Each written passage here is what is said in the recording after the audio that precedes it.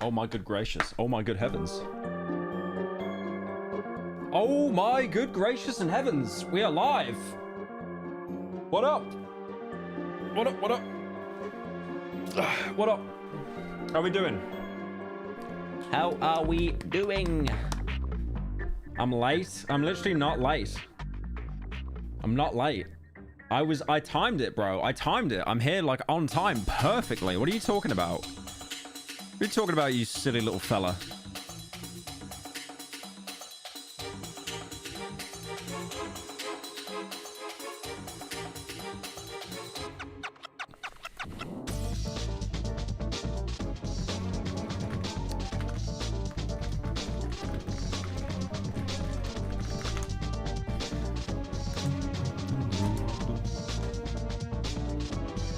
Okay.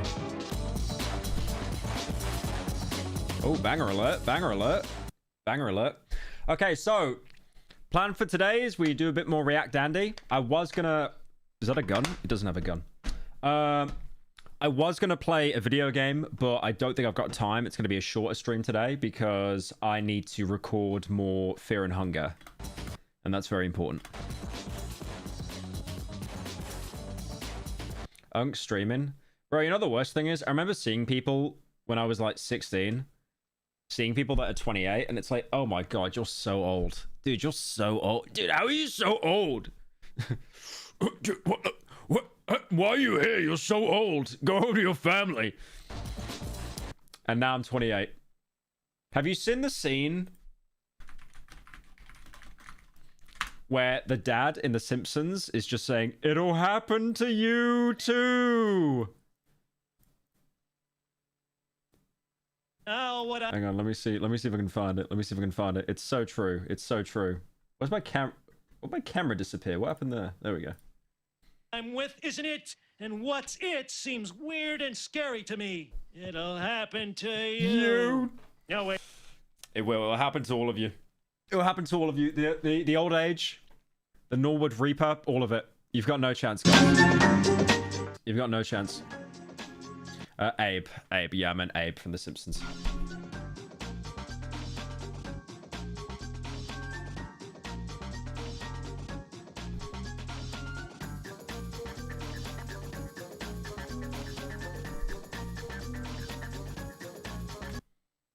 Did you watch the new Server Blight episode?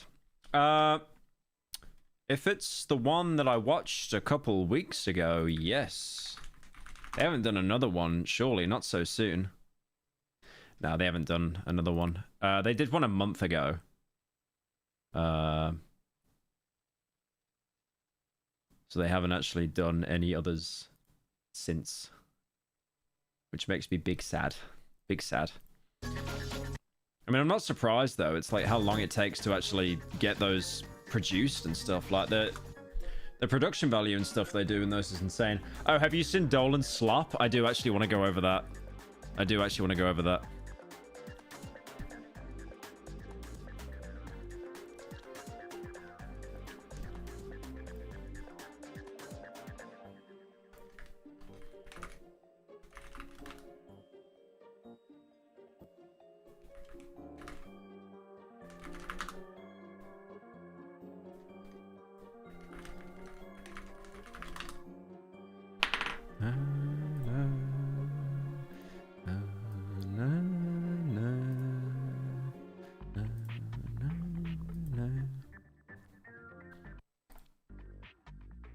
Can you end stream? No. Will I do that? I just started stream. Alright. We get started. I actually can't be arsed waiting for more people to join. Maybe we give it a couple minutes. I don't know. I do want to go over Dolan's channel. Okay. So this is quite funny.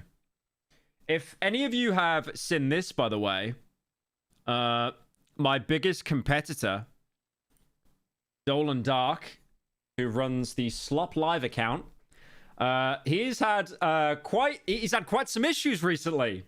Some issues with his setup and his video output. So as you can see, until recently, like the past week, my uploads on Pyro Live weren't that consistent. And because of my absence, This disgusting little worm has been Praying to the absolutely... ADHD gods that he finally checks out Hunter the Parenting. Also, The Last of Us Season 2 was so bad, especially for the writers of Chernobyl to have worked on the script. This franchise is so cursed. Yeah, I just don't know how they missed the mark so much on it. All they had to do was follow the game beat by beat. They just brought in, like, I like when they fleshed out the characters more, but they did exactly what they did in Season 1. Like, Season 1 had that episode Left Behind, which was just the DLC, and it was the most mid-episode in the show, and they did the exact same thing. Like, the second last episode was another flashback episode. But anyway, this worm has been thriving since my absence. Thriving! Look at his views. Look at this. We go back here. He's getting like 80k, 80k. He's making videos crying about me. Who cares? But like ever since I stepped back from doing slop, bro has been getting, look at this, 400,000 views, 400,000 views, 190,000 views, 300,000 views. It's just. Anyway, thankfully, there's been some good news here. There's been some good news. So he's actually ran into some issues, unfortunately, with his computer. Let's have a look. Welcome back to Slop Live. I've got some heartbreaking news for you guys today. My computer corrupted with all the slop on it, and more importantly, yes! all the Fall Guys footage. Yes! So we're stuck here watching a recording of our laptop screen. This is notice the Alienware, very expensive laptop. Ignore the Packard Bell logo. It's an Alienware. It's $7,000. He only bought this, by the way, because he was making so much money off basically stealing my content, which I found to be wild. recording of our laptop screen. This is, I don't know why I had this on there, but you know, we still got the Full Guys footage. Hopefully not a rerun, but yeah, that is the slop for today. My computer crashed. I'll try and get some more Fall Guys wins, so maybe we get some slop tomorrow. But if not, who knows? Thanks for slopping by. I'm so happy. I'm so happy. I actually commented saying finally some good news. I'm currently casting a voodoo spell on you. Competition eliminated. Pyro would leave a comment like finally some good news. Shut up. And then he did a Kanye video, I think, as well. Is he actually... He's actually doing... Oh my god, he's doing it off a recording. Welcome back to Slop Live. You may not be able to tell, we are still missing a PC. For those... So this is what we got. For those who said, why don't I just use my laptop to upload and record the screen, the Wi-Fi doesn't work. So this is what we've got to deal with, okay? You guys, you're just going to make it work. The Wi-Fi doesn't work. New cope has actually been unlocked here. So today's Slopic is about Kanye West. Today's Slopic is about Kanye West. I'm from New Zealand, bro. Pepsi bottle, Coca-Cola glass. I don't give a damn, bro. As you know, he's been in some trouble lately. Well, today he tweeted out that he is done with He's showing his phone. Like, we have reached new levels of brokey. He's actually showing his phone as an edit. that he is done with anti-Semitism. God forgive me for the pain I've caused. Okay, he wins that one. That's a funny one. Saying he also loves all people. Also saying that he got to FaceTime his kids. Thank you, God. He's still a complete leech, but that's okay. He wins that one. However, happened the very same day. He had his choir sing his latest song around P. Diddy's Walk of Fame star. This is what happens. Like, this is how commentary channels worked when we originally all got demonetized after the PewDiePie bridge. We were just all that flat broke, like just recording our screens like it was just in TV back in like 2010. Gameplay's already finished. The song, if you're wondering... Yeah. The song, if you're wondering, is not a very nice song. So I'm not sure how accurate this is. So yeah, thanks for slopping by. Right. Cuck. Fits Dolan pretty well. How many views did that get? You idiots really gave him 200k views from that. Like, it's just recorded gameplay, Fall Guys, and then he's showing his phone occasionally. Guys, you have a problem. Stop watching him. Right, we got a new one. Notice how he got some views here, some little views, and he's milking the trend. Notice that, little worm. Notice that. Welcome back to Slop Live. Has he dropped his laptop? Or is he's now recording off his phone? There's no easy way to say this, but it's not looking too good. The laptop I was using has decided to die. Just buy a new phone, man. Look at that screen. Just buy a new phone. Buy a new phone. On me as well. The battery's completely flat. The Fall Guys footage is probably a rerun. I'm sorry for that. I just don't have anything else to use. As far as slop goes, some streamer was DMCAing people on Twitter, abusing the system. Some streamer was DMCAing people. A Roblox YouTuber that couldn't get their channel back because of the YouTube AIs that I did a video on. Bros in poverty. Shut up. Have you seen the views he's getting recently? He is eating good. He's shown me his channel earnings. He made $200,000 in the last month alone. Actually managed to get there. That is hilarious. Someone in chat right now is trying to spell out the N-word in single letters. That is hilarious. Mods! Do we have mods here? Hello? Please! Channel back, so that's good. Not sure if it was thanks to my video or not, but, you know, at least YouTube's actually having humans look at things now. Yeah, sorry, there's no pop-ups on screen. Okay, it looks like the gameplay is finished, so yeah, it's pretty good timing. Yeah, I'll hopefully fix things. Thanks. Right, so he's basically just becoming more and more broke. Like, he's got no actual... he's only on his phone now.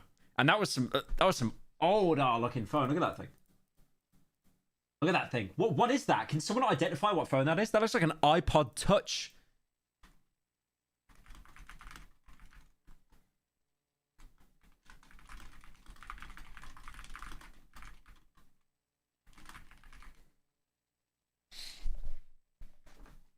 What is it? It's an LG phone.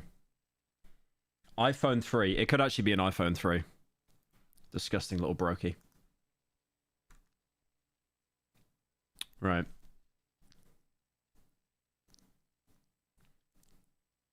What else we got? It's definitely over. Let's try this one. Welcome back.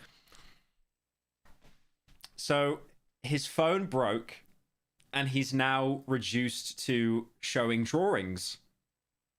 He's now reduced to showing drawings of the gameplay to explain the new story. You idiots really gave him 250,000 views on this, by the way. Stop watching him. Stop it. To Slop Live. I'm not going to beat around the bush here, folks. It's really not looking so good.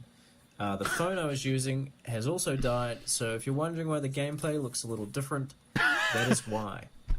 Today's Slopic is about Google. They've recently had a breakthrough in AI. Notice how he drew himself using float hacks. Very interesting there, very interesting. And now it's making videos that are almost impossible to tell are AI. Here's one for you now. So yeah, as you can see, it's only a matter of time, maybe a year or two, before it's impossible to tell. And who knows what nefarious things people will use this for. Yeah, I don't know what to do, guys. That's it. It's, yeah. More effort than your videos. More effort than your videos. You would not... Have you seen the video I just put out on The Last of Us 2 finale, where we use clips from the show and the game? That research? And then it meant nothing because Charlie got it out 30 minutes before us anyway? Have you seen that? Shut your mouth. Yeah, this could really just be the end. Thanks for... Quite feminine fingernails, I think, there. Quite strange. Quite dainty fingernails. I'm not sure why. I'm not sure why. Right, we got the final one here. Not looking good. Welcome back to Slop Live. Yep, you can probably already guess what happened, but after my PC, my laptop, and my phone died, it looks like my cameras died too, so all I have left now is audio. He He's basically like, okay, I didn't want to say this on stream, but Dolan has a really bad gambling problem. He's got a really bad gambling addiction. All the money that you guys give him from watching his videos, he just wastes it all on Pokemon cards that might be worth 2 cents more in 20 years. So he just blows it all on Pokemon cards. Like, he's lying right now. Everything still works, but he didn't put money in the meter, so now his apartment is just completely black. And I don't think the YouTube algorithm will like that. As for the slop, if you remember a few days ago I talked about the YouTuber who was banned for knocking over their microphone. Well, she finally got her channel back. Another one of her videos was removed before they put her channel back up, but it does look like a human finally looked at her channel. Yeah, and all the money we give you is used on fat. Yeah, not all of it. Settle down. Yeah, I'm not too sure where we go from here. As you can tell, I'm a little bit sick, so it might be just time to wrap it up. Thanks for slopping by. Hopefully he died. Hopefully he died. That's all I can wish for. Well, in a video game. That was an hour ago as well. That was an hour ago. I'd say I'd miss him, but I'm not going to. I'm not going to. Thank you, Ask Killing Pool, for the Prime. Thank you, Impy, for the Prime. Thank you, Harry, for the 6. Loving the high-quality slop. Thank you, Tanda, for the 2. You look like an onion. Yeah, your mum. Thank you, Rand, for the 5. The toxic Yowie with the duck and the degenerate continues. Both compete for the slop when they should find love in the slop. No, I will never love him. I will never love him. No, forget that. Not happening. Not happening. Not happening. Not happening. All right. I wanted to go over this because I love watching videos about Saints Row, because Saints Row, I've looked at this before, but Saints Row is absolute squeak and peak, and then it fell off.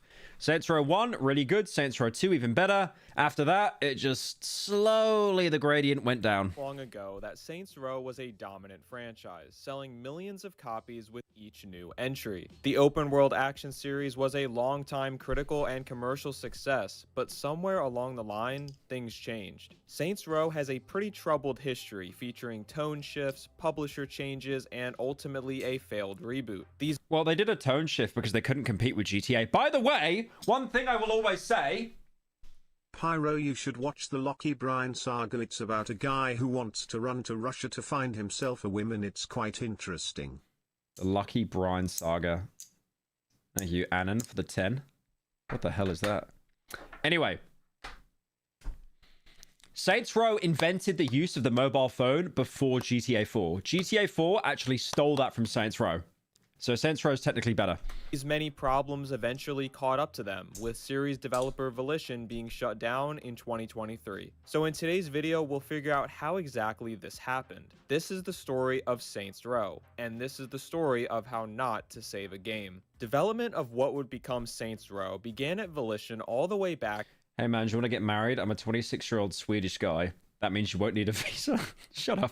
In 2003. At that time, the game was codenamed Bling Bling and was being developed for the PlayStation 2. The game would aim to feature a sandbox world with multiple storylines that could be progressed in whatever order the player chose, alongside a variety of different side activities. It was a very ambitious idea, and it quickly became clear the tech they were working with might not be totally up to the task. This caused Volition to shift focus to the next generation, and more specifically, the upcoming Xbox 360. The game was Could you imagine if it was actually called Bling Bling instead of Saints Row? first revealed at E3 2005, alongside the official name Saints Row. Journalists who got an early look praised the physics system, character customization, and Boomers in 2006 would have gone wild for this, by the way. lack of load times. However, there was one criticism that kept Open coming world! up, and it's one that Saints Row would struggle to shake off. The comparison to the Grand Theft Auto series was obvious. It doesn't take a gaming historian to see that these two games Man, share I a lot sure of do love knowing how to make meatballs. Hungry face emoji. What does that mean? Thank you, Low, for the 10. What does that mean? Saints Row, Watch Dogs, Dead Island, so many game franchises that ended up trash because of executive interference and greedy decision-making. I no longer look forward to sequels for games because of what happened to these franchises and more. It's sad. Yeah, Dead Island actually had the worst fate imaginable. That was, oh, Dead Island was so good. I mean, it was never good. No, I mean, I played it as a kid and I loved it, but going back to it now, like, it's kind of bad. It hasn't aged well, but it was so fun to play. Similarity. And then, yeah, Dead Island 2 was just like, it's so weird. They put so much time into Dead Island 2 and everyone was just like, eh. Anyways. The open world cities, the crime, the crass humor, it was all certainly very reminiscent of Rockstar's franchise. However, Volition had made some smart choices that actually put them in a pretty good position to potentially compete with the industry juggernaut. Since the game was coming to the Xbox 360 in 2006, it would hit the market before the next GTA, and be the first game of its kind on a 7th generation console. There was a game you could do in Saints Row, it was so good, called Insurance Fraud, so you'd purposely dive in front of cars and just ragdoll everywhere. You know how like in GTA 4 there was a dedicated button to ragdoll and people had loads of fun with it? And in Red Dead, I think, as well, you could literally just ragdoll, and there was a whole minigame based around it where like you'd bounce on cars, and if you hit from car to car, you'd get like a combo. If Saints Row had released on PS2 as originally planned, people might have never given it the time of day, since there were already several beloved GTA games available on that platform. But by releasing it on 360, Saints Row would be the only new option, at least for a few years. Despite the media's obsession with calling the game a Grand Theft Auto clone, gamers didn't really seem to mind, and were just excited to see a game in this genre available so early in the 360 generation. The hype was incredibly high when the game finally released on August 29th, 2006. Saints Row takes place in Stillwater, a city that has been overrun by gangs. There are 3 rival groups inhabiting the city, all fighting for control. The main playable character finds themselves stuck in the middle of this war and ultimately gets saved by a member of a smaller gang known as the 3rd Street Saints. I remember how seriously Saints Row 1 took itself as well. I remember playing it as a kid, like, and I wasn't like 18, so I couldn't play it. So I had to like, you know, go to like a mate's house to play it and stuff. It was so funny. It was like, oh, you weren't playing that really bad game with the swearing, were you? I was like, no. I always remember as a kid as well, I'd make up this lie, like a cope, where it was like, oh no, it's rated 18 because it's really difficult, Mum. You don't understand. It's nothing to do with violence or gore. It's just, it's a very difficult game. Even though like ESRB and PEGI, they do not rate anything based off difficulty at all. The Saints are hoping to reclaim the Saints Row district and recruit the player to aid them in this goal. The player helps increase the presence of the Saints within Stillwater through story missions, mini-games, and side activities as they eventually try to take control of the city. My parents didn't buy me GTA, but I got them to buy me Saints Row 3. Aren't they both, like, M-rated? Maybe not Saints Row 3, I don't know. Thank you, Ronnie, for the 5. People want clone games. There's no such thing as people hating a game because it reminds them of another. We want a new game. Alongside the main story was online multiplayer featuring... Well, keep in mind, Saints Row came out before GTA 4. I mean, sure, yeah, like, Saints Row was probably built off GTA 3, but still. A variety of different game modes. There was PvP... This game, oh my god, bro, the memories of this game. Okay, so this game was called Protect the Pimp. It was absolutely broken and hilarious. Look how bad that map looks, by the way. It looks like the back rooms. But basically, each team would have one guy who was like a pimp, and he had like more HP. And he didn't have any guns, but he could do like a pimp slap, like slap the back of his hand, and it would just make someone ragdoll across the map. It was great. But basically, the multiplayer in this game was so broken, because if you played like a CSGO spin botter, you'd win. There was no like taking cover or like, you know, trying to get tactical shots in. You would run around like, you know, you're a junkie and then spam your... Basically, it was Gears of War multiplayer. The exact same. What gets kills in Gears of War multiplayer? Rolling around like a moron, hip firing the shotgun. That's exactly how this game worked as well. But what you'd also do is like, you could do a melee in this game where like, if you hit them with the butt of your gun, they'll instantly ragdoll. Like if you ragdolled in a multiplayer game, you were dead. You were dead. Just free kill. PvP and a co-op mode, but you couldn't play the whole story in co-op. You were instead restricted because look how fast you move when you sprint as well. To specific missions. Upon release, Saints Row received favorable reviews, praised for its gameplay, characters, and technical achievements. The Nasha shotgun on top. That actually killed. That killed Gears of War multiplayer, man. Come on. Everyone was just camping and just rolling around like hip firing with it. Comparisons were in full force once again. However, many reviews did note that Saints Row managed to improve on its counterpart in some areas. Saints Row had introduced a dynamic map showing where activities were taking place. It's actually crazy how Saints Row beat out GTA. Like you had character customization, you had vehicle customization, you had more guns. Were there helicopters? No, I don't think so. Not in the first game. That was only in the sequel. But it had so much more in that game. And then GTA basically came in and it was like, we got a better story, less customization, but also with GTA, and they just slurped. Alongside the ability to place waypoints that would react in real time based on the path you were taking. Both of these features are standard for games today, but for the time, it was seen as a massive quality of life improvement. With this in mind, I remember like this GTA 4, and there was this other game, Condemned 2. I was like begging my family to buy, and they were like, no, you're not 18. No, not doing it. and I think the original Saints Row deserves a lot more credit than it gets for its impact on the industry. It's undeniable that many of the ideas and features found here would come to define. No way they'd be able to top GTA 6. I don't think any crime game could top GTA 6. Just the amount of budget they have, it's just impossible. The money they've made off shark cards and stuff, you could get like all of Tencent to combine their forces to make a game to beat GTA 6, and they just couldn't. Open world games for the next several years. Do a showcase of your commissions? I don't think I will. You can literally find most of them online anyway.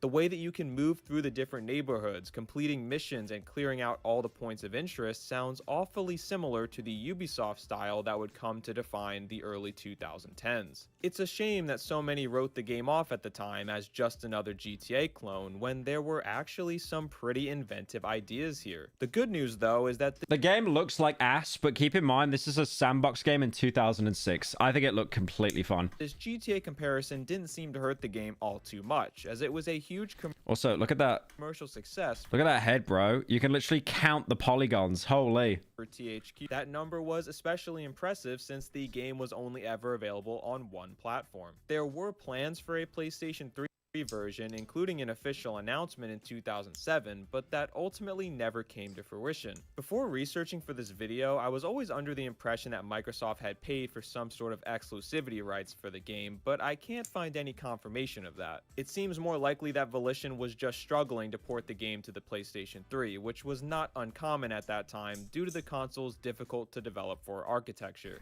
They probably funded them a bit, right? Because I do remember Saints Row 1 being stamped on the 360 saying like, only on Xbox. Additionally, Volition was busy working on their next game and chose to It looks better than 2. Nah, Saints Row 2 is the best one. Saints Row 1 is still pretty solid.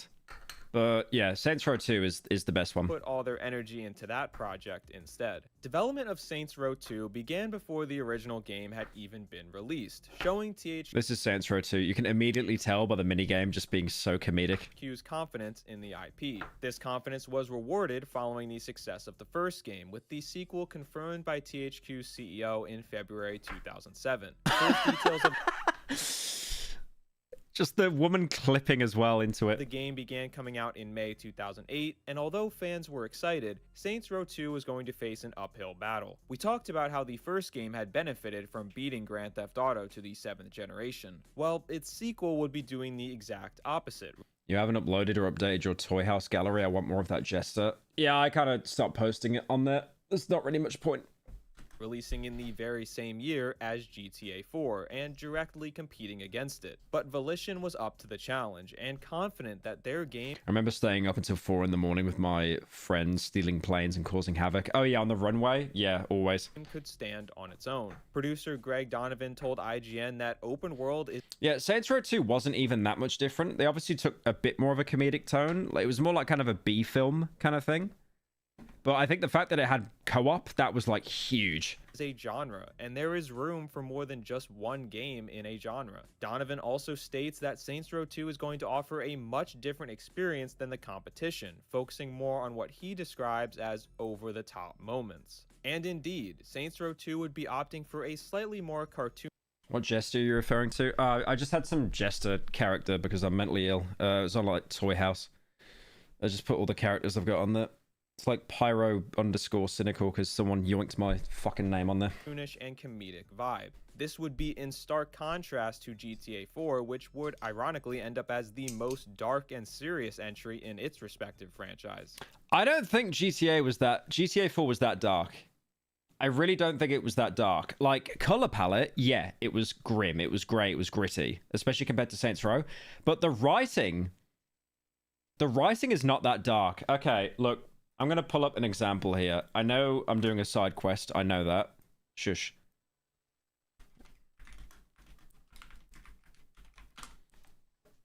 But, like, The thing is with GTA writing, it's always been so like SNL themed. So there's this video that is rent free in my head, and they're basically replacing all the cutscenes in GTA 4, and they're making it like a sitcom. So I'll show you the one with Badman and Nico. Hang on. What can I do for you today? Like this is meant to be dark, gritty writing, by the way, boys. Hey! Hey, boy, don't move. Hey, don't move, boy. How are you? Eh? Oh, where you come from? How are you? Hey, man, I'm here to see Jacob. It's Nico. Nico. How much for you to cosplay as the main character in Stellar Blade? I don't know who that is, but $1,000. Some boy does beat off the door. Some boy does call himself Nico, say he want to see a road boy. Nico? I'm a boy that bad mama. Yo, boy, man, yo. Yo, boy, that? Yeah. I'll be honest, like hearing Badman speak in the game was the first time I put subtitles on in a video game because I just couldn't gather what he was saying at all. And then after that, I just always instinctively have subtitles on. Like whether it's a film, TV show, anime, video game, I just always keep subtitles on. So thank you GTA 4 for that. I appreciate it. Sure. How are you? I love to get out of the jail and thing, man. You want to control the top, you have people that knock on people's door and thing. You have to be careful and thing. No, it's okay. Yeah, man. The laughter track actually fits. What you do, you know. See how your boy over there, so Nico. Go deal with him soon. Oh, I'm Nico. You alright? Hey, no problem. As good an introduction as any other. Yeah, me hear that, you know? They even have pauses. Like there is a laughter track that's meant to be there. Yeah. Some boy ramp with bad man, you know. I want to ask you a favor. Go on now. Hey, my youth. Some boy them dip on the corner and thing and the boy them sell some things and thing and I go on and I say, oh, them don't want to give me my money and thing and every corner my corner and I want my money and thing, you know. I don't say that I go, you know, I want to deal with the case proper. You don't see it. Let me explain. It's a business thing going down there. Right. Like I actually understood everything he said. Like obviously someone's selling like weed on his corner or something, but like it's just Nico's reaction is just golden. Selling weed, but they're not supposed to sell weed, and they're not cutting him in. Okay. So when you go down there and deal with them, see? Right. It's not going to be cheap. Where do I find them? Cheap? Cheap, my youth? You worry about cheap? We not worry about cheap, you know. The boy them dip on the corner, I say the boy them other things on my corner that and thing on. I say every corner on my corner and thing, I'm gonna write that to the boy them I go on and say, oh, they want to give me my money. Oh, something go on with that. What Batman is saying is, the boy them are some novice, see? You go find them when you go up on the corner of Alpha and Salt Button. See?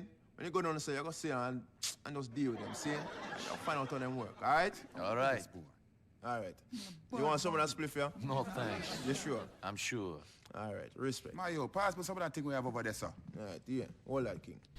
Yeah, it's just like it's everything is wrote like that in the game though, like the pausing and stuff. It's like you're meant to kind of be like, wait, that's funny. Okay, I'm gonna laugh out loud now. Ironically, and No, it was easy to understand what he was saying, but like I remember playing that when I was like, you know, like 15. I was like, what the hell is that guy saying? up as the most dark and serious entry in its respective franchise. Saints Row 2 would also be bringing the franchise off the Xbox 360 for the first time, releasing on PS3 on day one, alongside a planned PC port coming at a later date. Saints Row 2 takes place 4 years after the events of the first game. In the time that's passed, the Saints have disbanded, with many of the members being arrested. The player must work to rebuild the Saints, breaking them out of jail and gain. Thank you, Pyro's Gassy Belt shirt for the member. Wow. Wow, that is a name. That is a name. Gaining new recruits. The player ends. The PC port is still no longer on Steam. No, it is, isn't it? It's just trash. Hang on a minute. I think it's still on Steam. Yeah, it's still on Steam. But it's just trash. Like, apparently it's completely broken. Like, it's unplayable, which sucks. Ends up becoming the leader of the Saints, aka the boss, and chooses to try and take over Stillwater once again. At this point, the game follows a similar formula as its predecessor, fighting against three. You saw White Knuckle?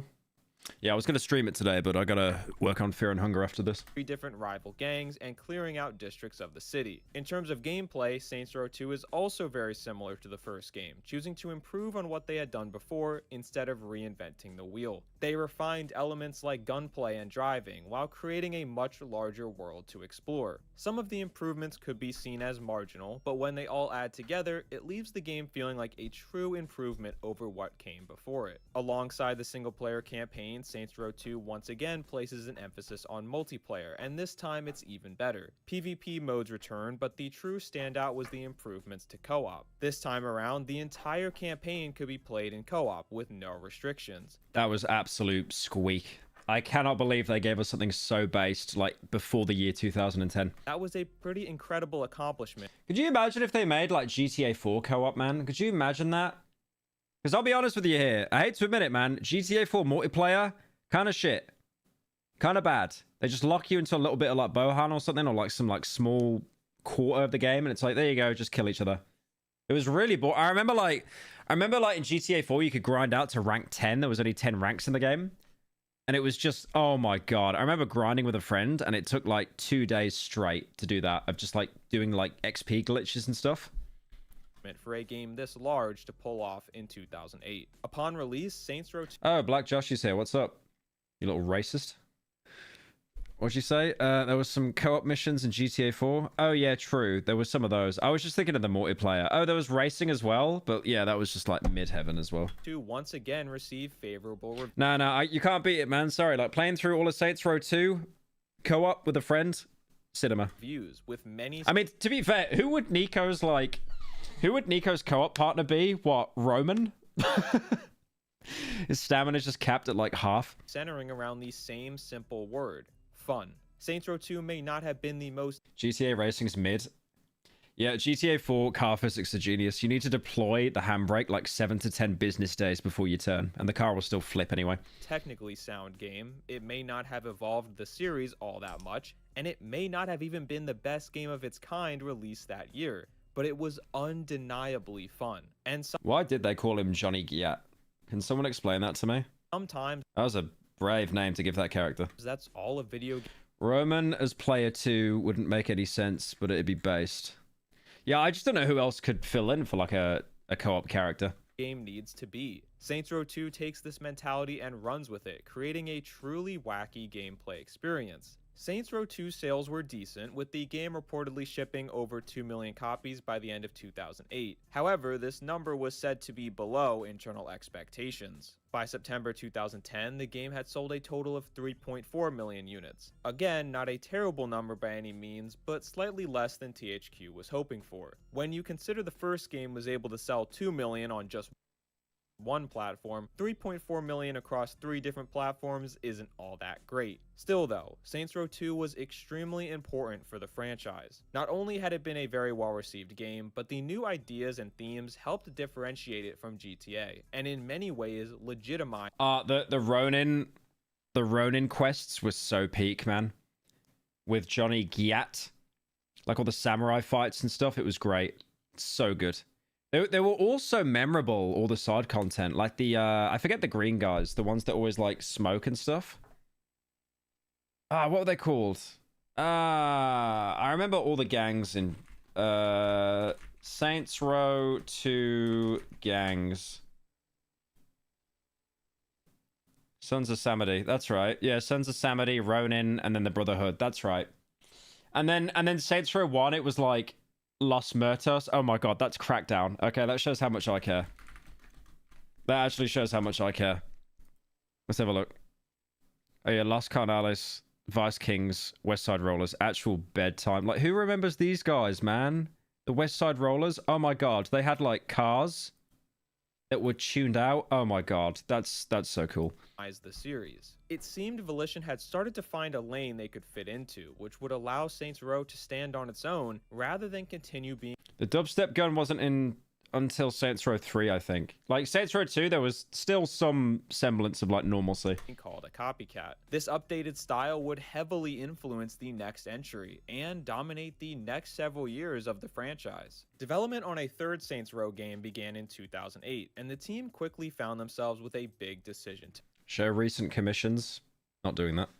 Especially not for free, you brokey. To make. They would need to decide once and for all what exactly Saints Row was going to be. Volition design director Scott Phillips gave a speech at GDC in 2012, which gave some great insight into what the team was thinking. As Phillips describes it, the strategy behind Saints Row 2 boiled down to let's throw everything we can think of into the game. While this mentality led to some of the Like you rebus the 9 months. game's most fun moments, it also caused it to feel a bit disjointed at times. One minute you'd be doing something extremely silly, and the next you're watching a brutal killing. Another problem Volition was facing at the time was a high level of turnover amongst their staff. Phillips claimed only 20% of the people who worked to ship Saints Row III had shipped a prior entry. As you can imagine, this meant there weren't a ton of people left in the room who even knew what Saints Row was supposed to be in the first place.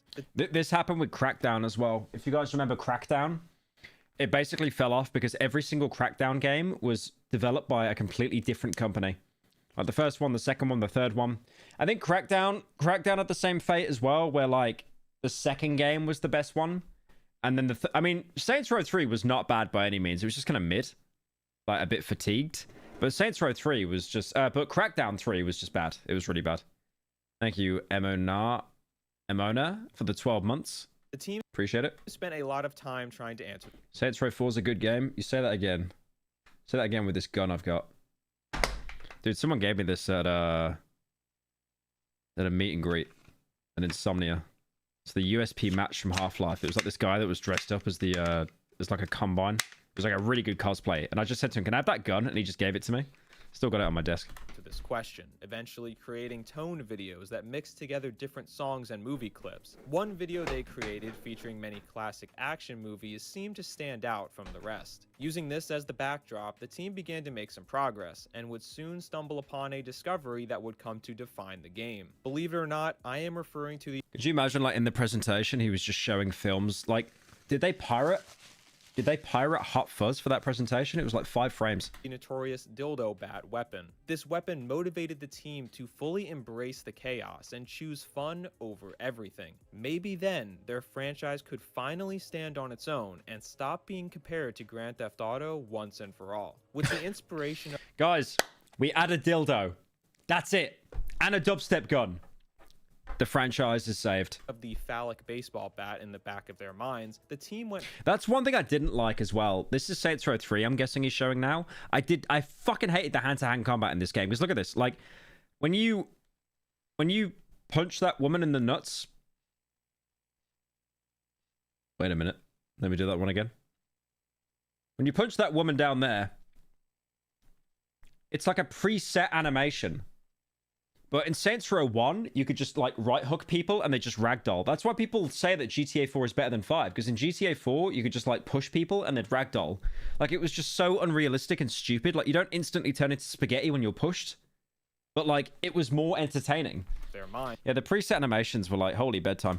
The team went full steam ahead with this new direction. From even just a few seconds of gameplay, the stylistic change is clear. The game is more colorful, with crazy action and a much wider range of weapons and vehicles to use. The story gets crazier too, taking the Saints to a new city called Steelport. In Steelport, the Saints find themselves hoping to build their brand into a media empire alongside their criminal activities. Throughout the game, the player will find themselves fighting... It's actually crazy. Okay, wait. Okay, not pausing there. Had to unpause for a second.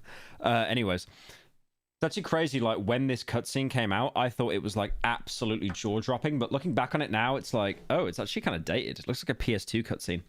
KGB agents, and even wrestlers through some absolutely insane action sequences. The core gameplay is the same open-world sandbox style, but with everything else turned up to 100. In the end, the absurdity of Saints Row III seemed to strike a chord with audiences. When the game was released in November 2011, it reviewed higher than the previous 2 entries in the franchise. Fans and critics agreed Saints Row had seemed to find its footing with this new direction, and finally build an image of its own. The game was described as an open-world adult theme park, where seemingly anything you could imagine was available. Once again, Volition had nailed the concept that many teams seem to forget, which is that video games are supposed to be fun.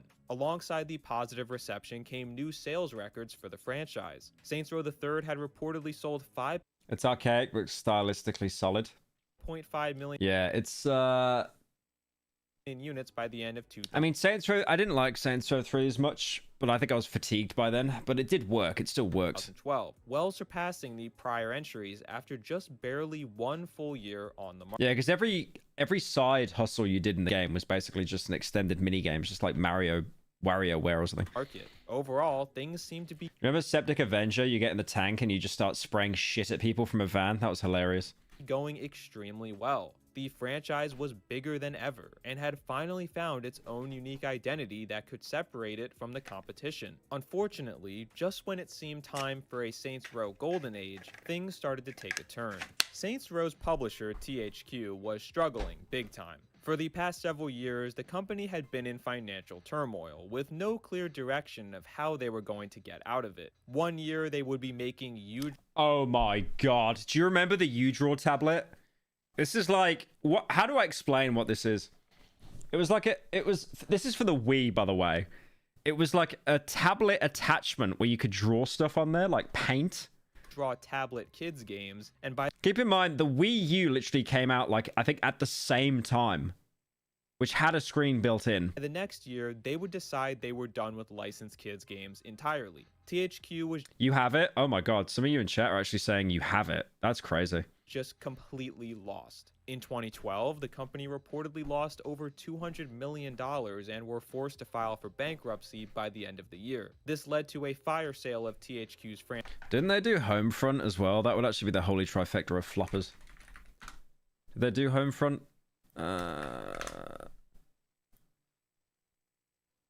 They actually did do Homefront. It was THQ. Yeah, it's over. They never had a chance. I remember like when THQ did like the Rugrats game on PS1. Thank you, Baconator, for the 33 months.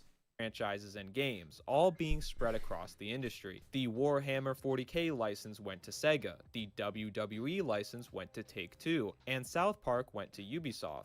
But what about Saints Row? Volition's franchise would get picked up by Deep Silver, the publisher best known for the Dead Island series. Seeing Deep Silver take control of the Saints Row franchise... I don't mean to be negative here, but I swear everything Deep Silver touches just goes to shit. Like, prove me wrong. Please prove me wrong if you can. But I swear, they are just not good publishers. ...was a bit concerning. Deep Silver had published some good stuff over the years, but they had also published a whole lot of bad stuff. They did Ride to Hell. I know they're publishers. I know they just fund it. They don't develop it, but oh my god.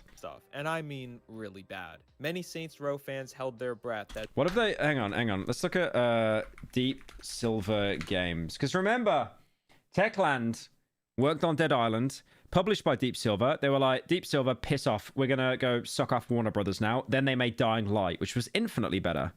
What have they made? Metro Exodus, fair enough. Chorus, don't know what that is. Dead Island 2, forgettable. Saints Row 4, unlucky. Dead Island, Saints Row. Agents of Mayhem, that's basically Saints Row thing. Man Eater, that was just where you played as a shark. I played that. It was fun for like 5 hours. Kingdom Come Deliverance. Okay, I'll give you that one. Prison Break, The Conspiracy. Persona 5, it's over. No, the Persona fanboys in chat will immediately start god defending Deep Silver now. I don't even know most of these games. Wildlife Park 2. Great. As they waited to see how this publisher change would affect _ the future explicit of the exploit _ device overweight _ male unknown _ artist where _ is _ your _ god _ now. Thank you, Storm, for the 10. Please take your meds that the doctor prescribed to you. Prior to this publisher change, Volition had already begun developing the next Saints Row entry, known internally as Saints Row Part 4. It was planned to be a direct continuation of the third game, with a similar story and gameplay style. However, things changed. As an April Fool's joke in 2012, Volition announced an expansion for Saints Row III titled Enter the Dominatrix. It was said to feature superpowers, aliens, and all other kinds of wild new weapons. Despite initially being called a joke, the expansion actually did go into development and was planned for release. However, with THQ's previously mentioned financial struggles, Saints Row 4 was a DLC? Yeah, it literally was. Leadership pushed for the expansion to be turned into a full game. Additionally, the team had set a goal to release release Saints Row Part 4 before next-generation consoles hit store shelves in late 2013. This goal would be almost impossible if the team was split between Enter the Dominatrix and Part 4. So the decision was made to move away from the original vision, adapting the expansion into the next full entry, which would now be titled Saints Row 4. Following the positive reception to Saints Row III, the team leaned even further into the absurdity that players now expected. Series producer Jim Boone said they saw a lot of fans wondering if the series could ever get more over the top than they already had, and the team took that as a challenge. I'd say they were certainly able to live up to that challenge, with the plot of Saints Row 4 placing you as the President of the United States fighting. Isn't the opening of the game you get a choice to sign a bill that like cures cancer or ends world hunger? Off an alien invasion, and if that somehow wasn't... Oh, thank you, Marius, for the... Oh, Dame, 10 gifties. W's in chat for Marius. Thank you, man. I appreciate that. Hope you're doing well. Yeah, you gift a lot on these streams, man. Thank you. Crazy enough for you, you also have superpowers now. They definitely kicked it up a notch, but the question is, was that really such a great idea? Saints Row 4 did receive some good reception early on, but it didn't seem to have the same impact that Saints Row III had. I think there are a few reasons for this. For one, Saints Row 4 dropped mere weeks before the latest installment in the Grand Theft Auto series, GTA 5. Although Saints Row 2 had taken GTA 4 head-on in the past, those release dates were months apart, not just a few weeks. It also didn't help that GTA 5 ended up being just a little bit bigger than GTA 4. However, I don't think... Yeah, could you imagine, like... Okay, hang on a minute.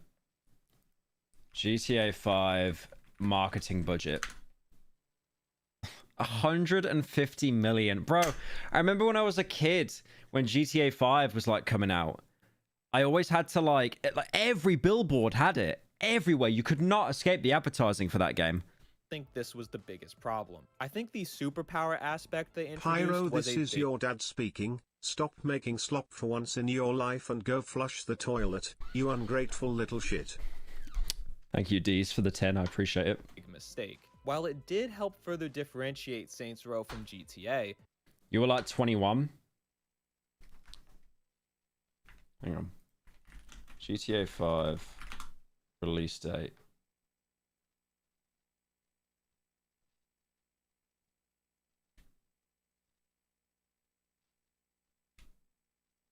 I was 16 when it came out. What are you smoking? I was 16. What? It ended up making it more similar to other games on the market, such as Infamous and Prototype, two series that also featured a character with Prototype, my goat. Powers in an open world city. So now, Saints Row is not only being compared to GTA, but also these other games. Once again, they seemed stuck without an identity of their own. Early sales of the game seemed promising, selling 1 million copies in the first week. However, Volition and Deep Silver never released any future sales numbers, which doesn't seem to bode all too well. You would think if sales had been strong, they would have wanted to let everybody know. Based on this lack of sales data, I would say it's safe to assume... Wait, oh my god, someone in chat just said, wait, so you were a 90s kid? I was born in 97, yes. The game did not outsell Saints Row III.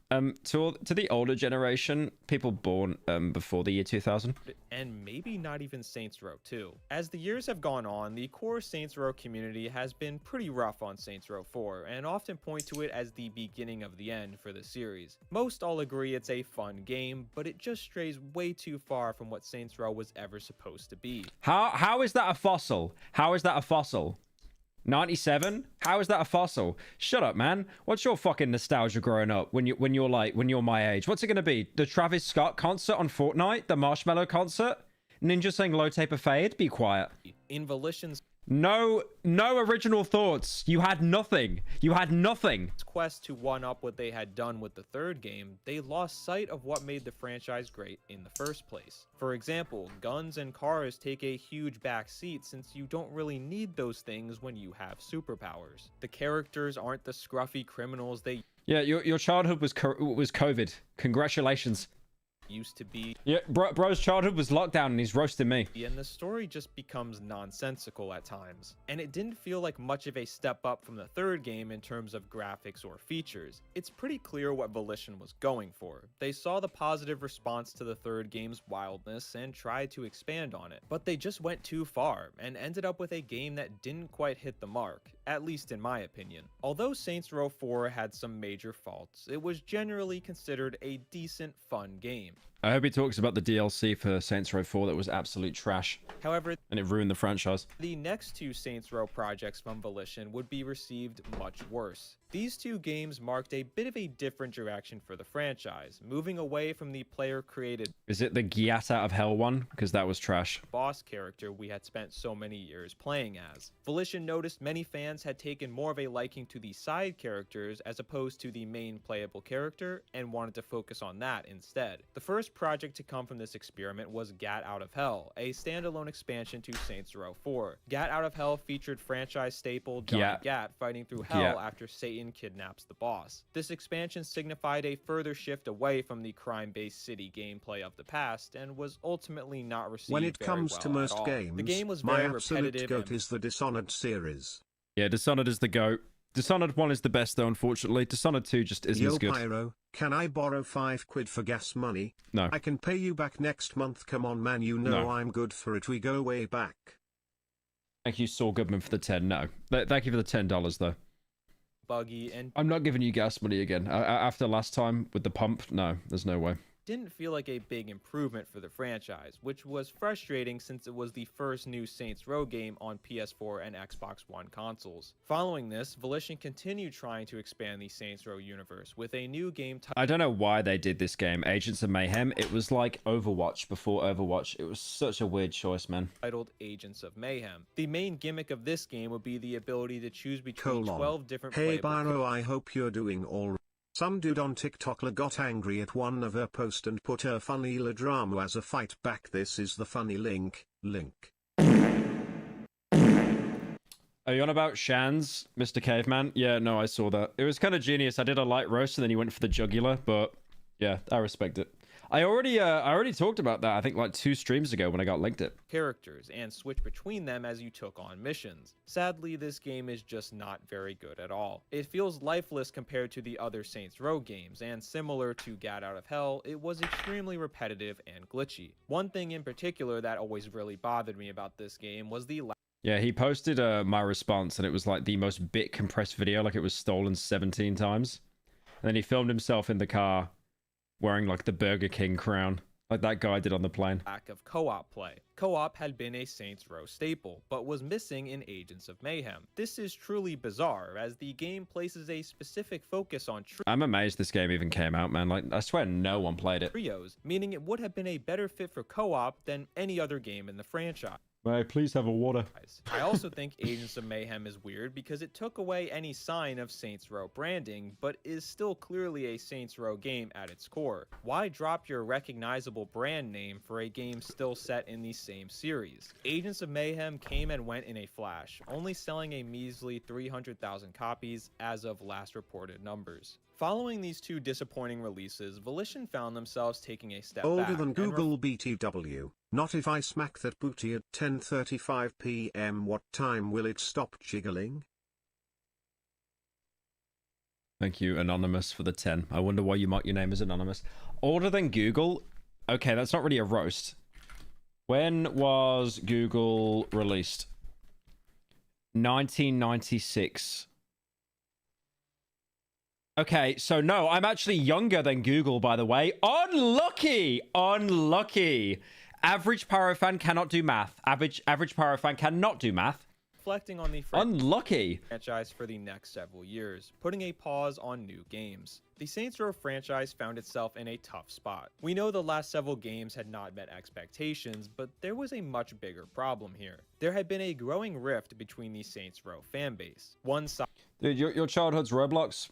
Fortnite, my childhood was like those online flash games. We are not the same. I preferred the more grounded style found in Saints Row 1 and 2, but the other side had come to know and love Saints Row for the wild absurdity found in Saints Row 3 and 4. For Volition, there wasn't a clear answer. On the one hand, going back to the old school style would appease hardcore fans, but it can't be ignored that Saints Row the Third was the best-selling game in the series. So while the core audience may have been asking for one thing, the market was seeming Pushing 30? Yeah, and your mother.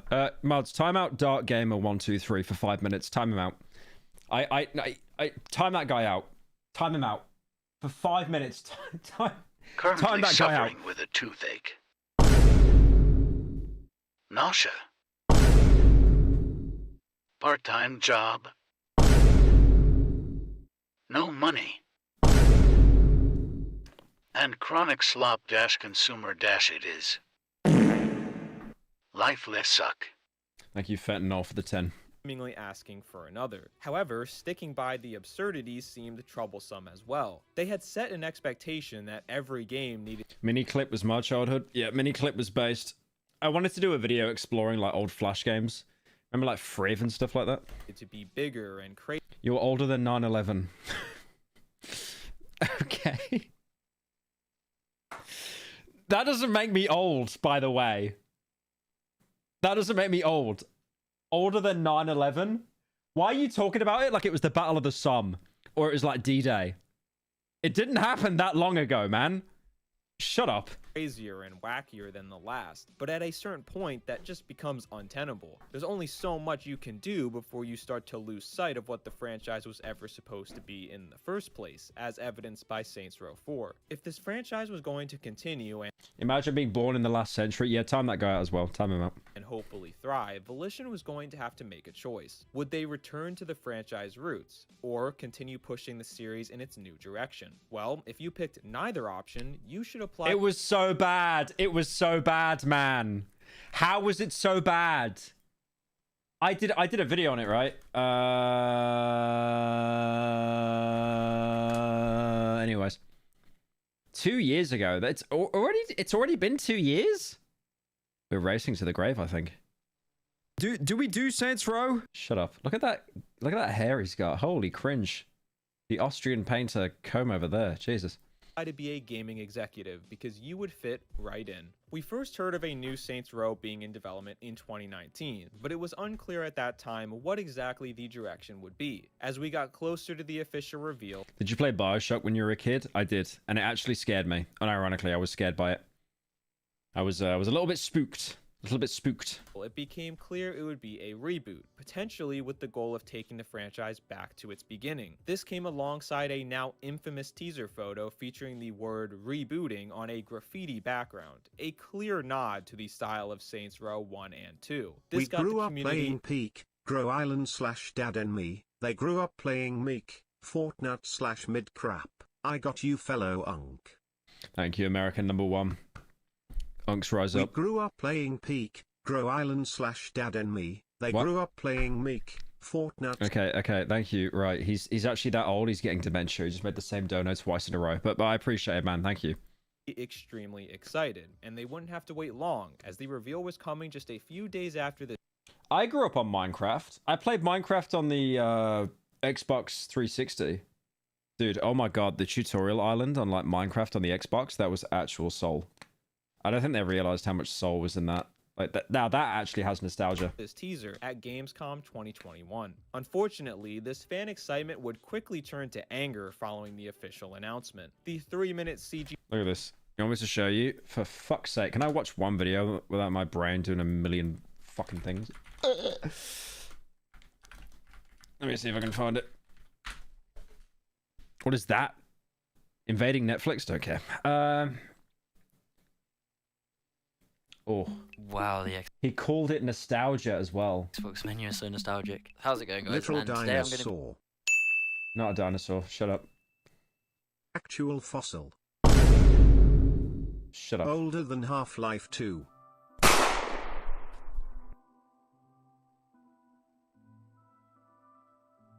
Thank you, Ark, for the 10. I pour my heart and soul about what I'm going through. Basically 509 11s. And this British guy just says thanks for the 10. This therapy is great :D. Just every single sound effect he could. Yeah, really. Pissing.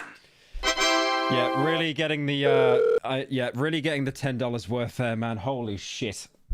Go write a book or something. 101 and welcome to Minecraft Xbox 360 edition. The game Can we not released just yet, but the awesome Tog has. Can we get one with like without an Andy yapping? There we go. Oh my god. Oh my god. When did this come out? 5 years ago? It came out in 2019? Imagine being old enough to remember the video now player, truly medieval. Thank you, Annan, for the 10. I'm not rotting. Oh, it even tells you, like, the items. Nostalgia. Oh, soul. There's so much soul. I'm rocking back and forth because there's so much soul. Dude, it's, for me, it's the draw distance and it's the cobblestone. It's always the cobblestone. The fact that, like, it's so harsh. Soul. I love that old cobblestone. Why did they change it? The old cobblestone was so much nicer.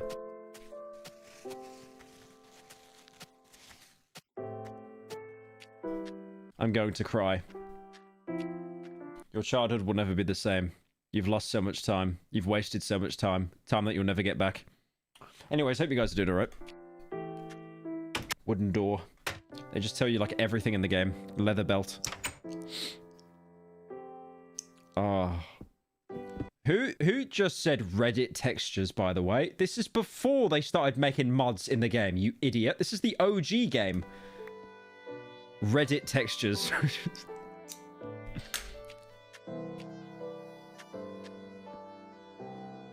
Yeah, the music as well. You're allowed to have nostalgia over this. Also, look how bad the glass looks. You can barely look outside it. It's peak!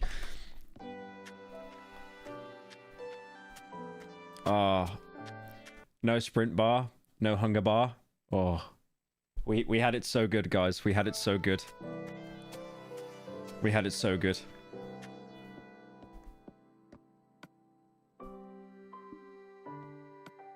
Look at the... Look how bad the lighting on the inside is. It's soul. It's soul.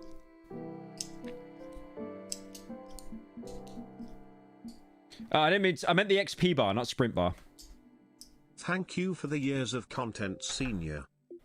Thank you, 2x4 for the 10. I'm streaming this from the old people's home. Absolute soul.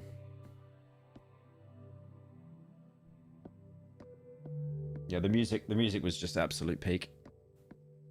So good. I don't know how it's so nostalgic. I could listen to this right now, like, while working, and it's just, oh, it's so good.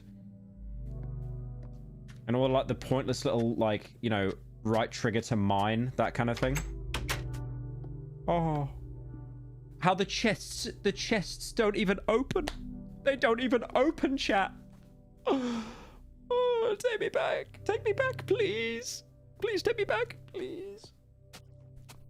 Do you remember as well, on the Xbox version, the map was only that big. It was only as big as a single standard map. Do you guys remember Nothing that? like some existential dread of my fleeting mortality and my missed childhood just before I head into my 12-hour night shift factory job making printer parts. My therapist will be sending you the bill. Thank you, Gran, for the 10. That's what I'm here for, to make you all depressed. My old head can't even figure out PayPal. I accidentally sent an empty donation. Oh, that was you? Yeah, I saw just a dono that was blank from Annan come up. Thank you, Marius, for the 10. Appreciate it.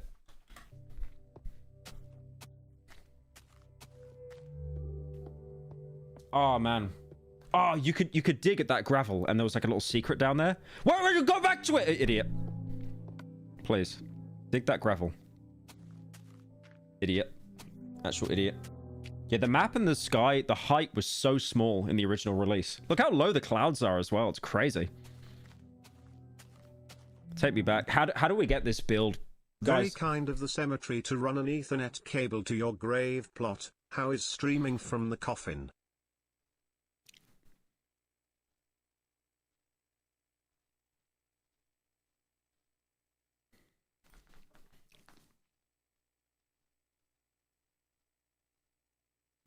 I bet you are that much of a zoomoid, you don't even know who PewDiePie is. Be quiet.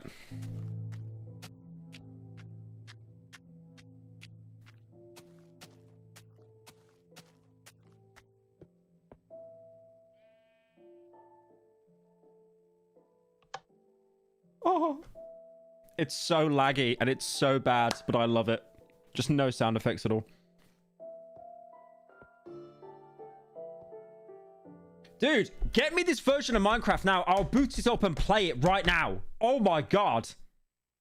Are those pumpkins over there? Do they have... Yeah, those are pumpkins over there. I didn't think they were that early in the game. Minecraft is a game that can be described in one word. It's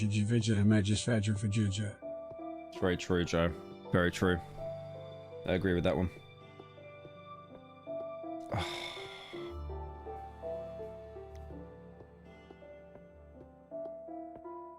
What happened, man? What happened? I feel like I'm just reminiscing the retirement home now. Did you remember Minecraft on the Xbox 360?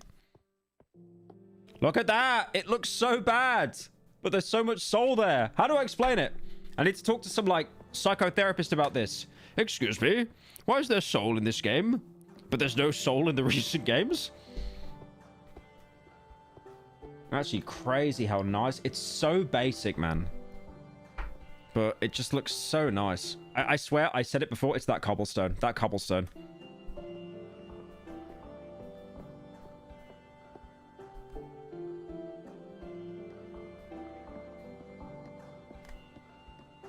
Oh, it's so good. Used as decoration. Hey guys, welcome back to Slop Live. In recent news, old rotting corpse Pyro has been seen brapping about the UK again after being kicked out of Sweden for being too large and inflated. The brap god is now bunking with Colossal in the old folks' home. Thank you, Riz, for the 10. Yeah, Colossal was saying I'm old now because I'm 28. I'll not be having that. You guys in chat, call me old all you want. I'm not having Colossal call me old. Also, bookshelf used as decoration. I am laughing. I am LAFFING. Like, oh, they actually had no use. Also, Among Us. They had no use at all until the enchantment table, and that was way, way later. It's kind of funny because I would boot up this version of Minecraft and be like, oh, soul! And then I'd probably play it for like 8 hours and then be like, okay, I've kind of done everything now. I'm bored.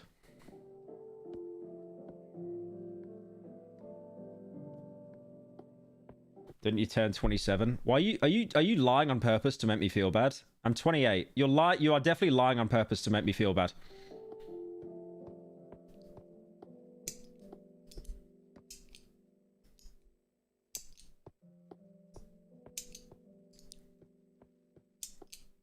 Soul. They even added little...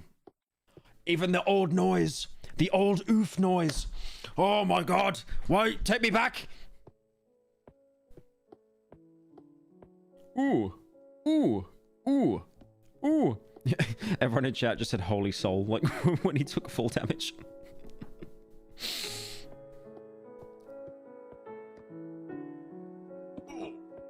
It's peak.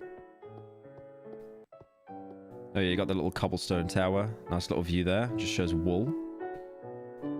That's it, right? There's some secrets, I think, on the tutorial island. Oh.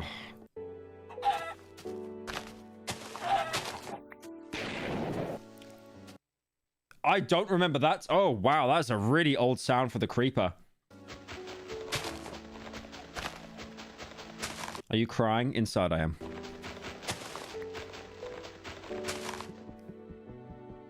Just mining stone. Smartest player. It's so good. Like, you couldn't even drop down to do, like, the critical damage, so you just, like, spam the fist until they died. What? The hand is glitched. Guys, is that soul?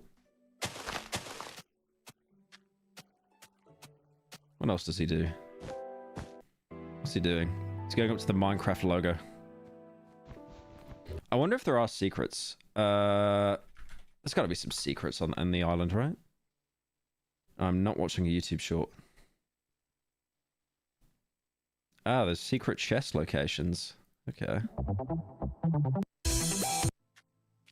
Yo, what's up, guys? Oh my god. Yeah, 12 years ago. Oh, I can tell, mate. Let's watch that intro again.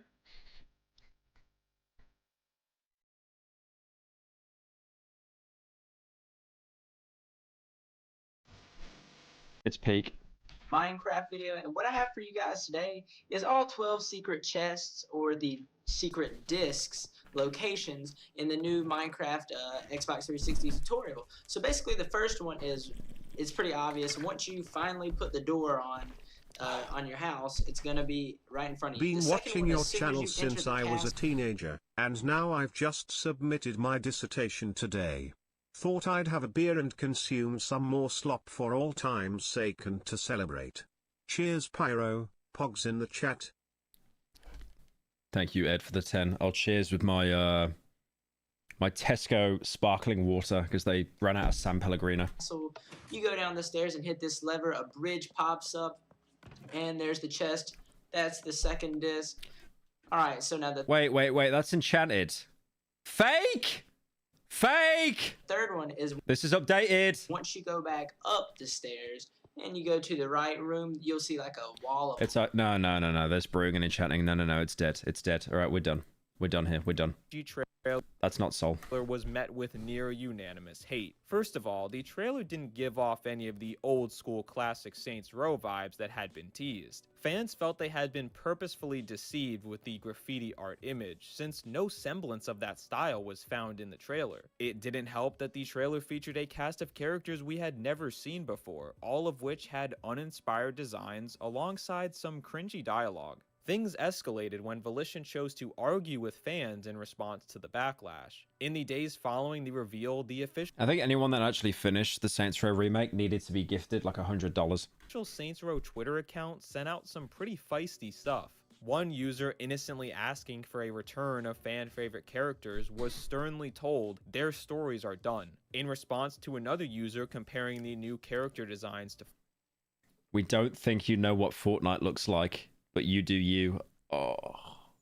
It's actually so embarrassing when a dev like crashes out on Twitter. Fortnite. The account stated, "We don't think you know what Fortnite looks like." Eventually, the account tweeted, "We are not backing down on this game," and boiled down the negative response as We get the knee-jerk reaction. No one has rebooted like this before. We have lots more to show. nothing more than No, you didn't. The entire map was like GM flat grass, but like desert. a shock reaction to something new. I think it goes without saying this was the worst possible thing they could have done. Why bicker with fans and question their intelligence because they don't like your trailer? Some of these tweets they responded to are from accounts with barely any followers. It's almost like they were searching out posts they could argue with. I can certainly respect a dev team sticking by their vision and being confident in their choices, but you need to sell that to your audience through great trailers and gameplay showcases, not by insulting them on Twitter. Everything got off on the wrong foot with this reboot. At this point, they were going to have to deliver something truly game-changing to win back their community. The big day finally came on August 23rd, 2022, when the reboot, simply titled It looks so soulless. Oh, I mean, like Steelport in Saints Row 3, it was like industrial. It looked a little bit like grimy, but at least there was like an atmosphere there. The remake was just so flat. Saints Row was released. The response was once again extremely negative. The game received poor reviews from critics, primarily due to glitches, poor writing, and outdated gameplay. Fans, meanwhile, were distraught at what Volition had done to the franchise. This reboot centers around a new cast of characters, the player character and their roommates, as the group works together to form a new gang. This crew was the major sticking point that many fans just could not get past. Not only did they miss the old characters, but these new ones weren't particularly likable. They were often described as hipster, with that grating style of writing where everything they say is snarky or sarcastic. These characters, I mean, to be fair, that is also GTA writing. Like, find a GTA protagonist that, like, 90% of their dialogue isn't just snarky. that were trying so desperately hard to be quirky seemed more in line with the new age of Saints Row. But that was a pretty strange direction to go, since I think, like, GTA or Rockstar games in general get away with, like, the snarky protagonist because the world itself is so, like, kind of grounded, mostly. So when there is, like, kind of a really weird moment, it stands out a lot more. But if your entire game is just quirky, then it just seems cringe. The rest of the game doesn't fall in line with modern Saints Row games. There's no superpowers here, no insanely over-the-top moments, and no sex toys made into weaponry. It's just a very standard... If only they added the dildo. Metacritic would get... They would have gave it 100. ...open-world sandbox game. Volition managed to make a game that angered both sides of the fanbase at the same time for completely different reasons. Quite an impressive feat, if you ask me. My personal least favorite part about Saints Row 2022 is the visuals. Where are the colors and flash that defined Saints Row, even in its early days? Everything is bland, partly due to the desert city setting causing the environment around you to be nothing. I think the colors are fine, it's just the environment is boring. Like what I said earlier, it was just so flat. But beige sand at all times. If I looked at this game without context, I would have no idea this was a Saints Row game at all. The purple waypoints would have probably been my only clue. Ironically, Saints Row 2022 ends up feeling like a generic GTA clone, the very stigma the series had spent so many years trying to break free of. Listen, I don't want to oversell it. Saints Row 2022 isn't the worst game ever made by any means, but in some ways it's actually worse than that. Truly terrible games can at least be fun to play and laugh at, but Saints Row 2022 doesn't even have that going for it. It's aggressively forgettable. As you can imagine, this reboot wasn't all too successful. They did claim the game was profitable, but acknowledged that it had left fans polarized and was not the fresh start they were hoping for. With no momentum or clear direction left for the franchise, the decision was made to close Volition in August 2023, ending the 30-year run for the studio and leaving the Saints Row IP presumably dead. It's a depressing ending to what was once... And the worst thing is, it was already losing steam, so they tried one final push. There is no way this franchise will ever come back. Ever. It's done. A legendary franchise and developer. As I reflect on the story of Saints Row, part of me feels for Volition. There was so much outside of their control that hurt the series. This is why, like, when I cover games on the main channel, it's either like indie stuff or it's like really old games, because it's like they just don't make games like that anymore. They really don't. First of all, like, you'd never get a game like Saints Row 1 now. Never. I feel like Saints Row was never given a fair shot. Constantly being diminished as just a GTA clone forced the developers down a path that lost sight of the original vision. Instead of being able to make games the way they wanted to make them, Volition felt they needed to get crazy. And also, too much time has passed as well, where, like, you know, kids just have no idea what Saints Row even is.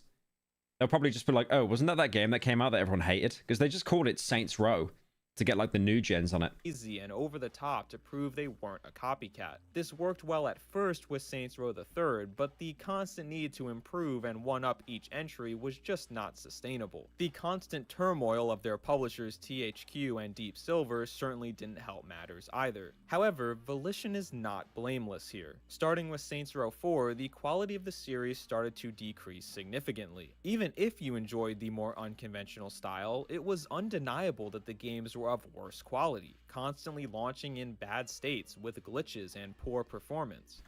Isn't that like every game that comes out now? Like every AAA game known to man? And of course, it all culminated Imagine like back then that was a problem. Into the disastrous reboot. Back then that would kill a game. Nowadays it's just day one patch, guys. It's only 60 gig. On paper, I think a reboot was the correct decision for the franchise. Over the years, the Saints Row fanbase had splintered into two different sides, both wanting wildly different things. Volition was right to start over and pick a finalized direction. Unfortunately, they picked a direction that managed to anger both sides of their audience and left no one feeling satisfied. Instead of listening to the concerns of their fans, Volition instead chose to chastise them on Twitter and ruin any goodwill they may have had left. In many ways, the story of Saints Row is a lesson to not let outside noise. To be honest, Destroy All Humans, Desperados fell off and they came back many years later. And now they're mainstream. I wouldn't say, I don't know what Commandos is, but I would not say Destroy All Humans was mainstream. I got Destroy All Humans when they made the remaster, the Alien game. It was fun for a couple hours, but I just couldn't finish it. Affect game development and I actually forgot that. You actually just reminded me that game came out because I totally forgot about that. It's like it's really funny. Remember how like when Bethesda just put out the Oblivion remaster and it was like, here you go, surprise. Like, has anyone here in chat that played the Oblivion remaster actually finished it? Because I feel most people were like so hyped up by it, And then they were kind of like, oh, wait, it's still Oblivion. And they actually never got around to finishing it. Yep. There's people saying no. There's a lot of people saying no. There's some people saying yes. Because apparently if you go on the achievements, only like 2% of people that bought the game actually got the achievement for getting the final quest.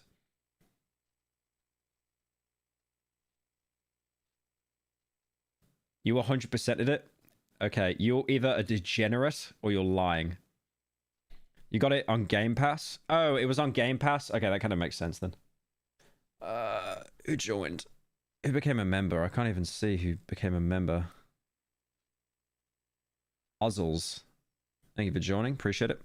Decision making. Knowing what we know now, it was pretty much over for this series the second they gave in to the GTA loving haters and moved away from what the franchise was ever supposed to be. It's a sad story, but one that is ultimately not all too surprising. For a series surrounded by so much controversy and negativity since its very inception, was it ever BioShock video or stream it? I would actually much rather play the first BioShock game than BioShock Infinite, definitely. going to end any other way? I hope you enjoyed this retrospective on the history of Saints Row and the first episode of my new series. If you did, please leave a like and subscribe, it helps out the channel a ton. And let me know what other games you would like to see me talk about on how to save a game or how not. Or you can't save it. You can't save it. It is just dead. But yeah, check out that channel, Zach Lilypad. I actually like that video. I think that was a really good deep dive into the game. Oh god, is this on the drugs game, Lamau? How a $20 game destroyed the entire AAA industry. On March 24th, 2025, Schedule 1 was released on Steam. No marketing, no warning, just...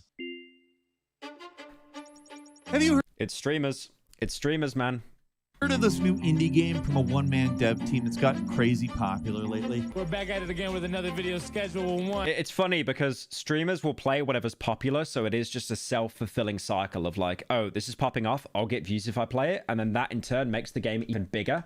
I didn't expect to find this same sense of cozy escapism in a game about manufacturing and selling drugs in a grimy city, but with Schedule 1, that's exactly what I got. Schedule 1. Also, anything Queso touches will just instantly go viral, like no matter what.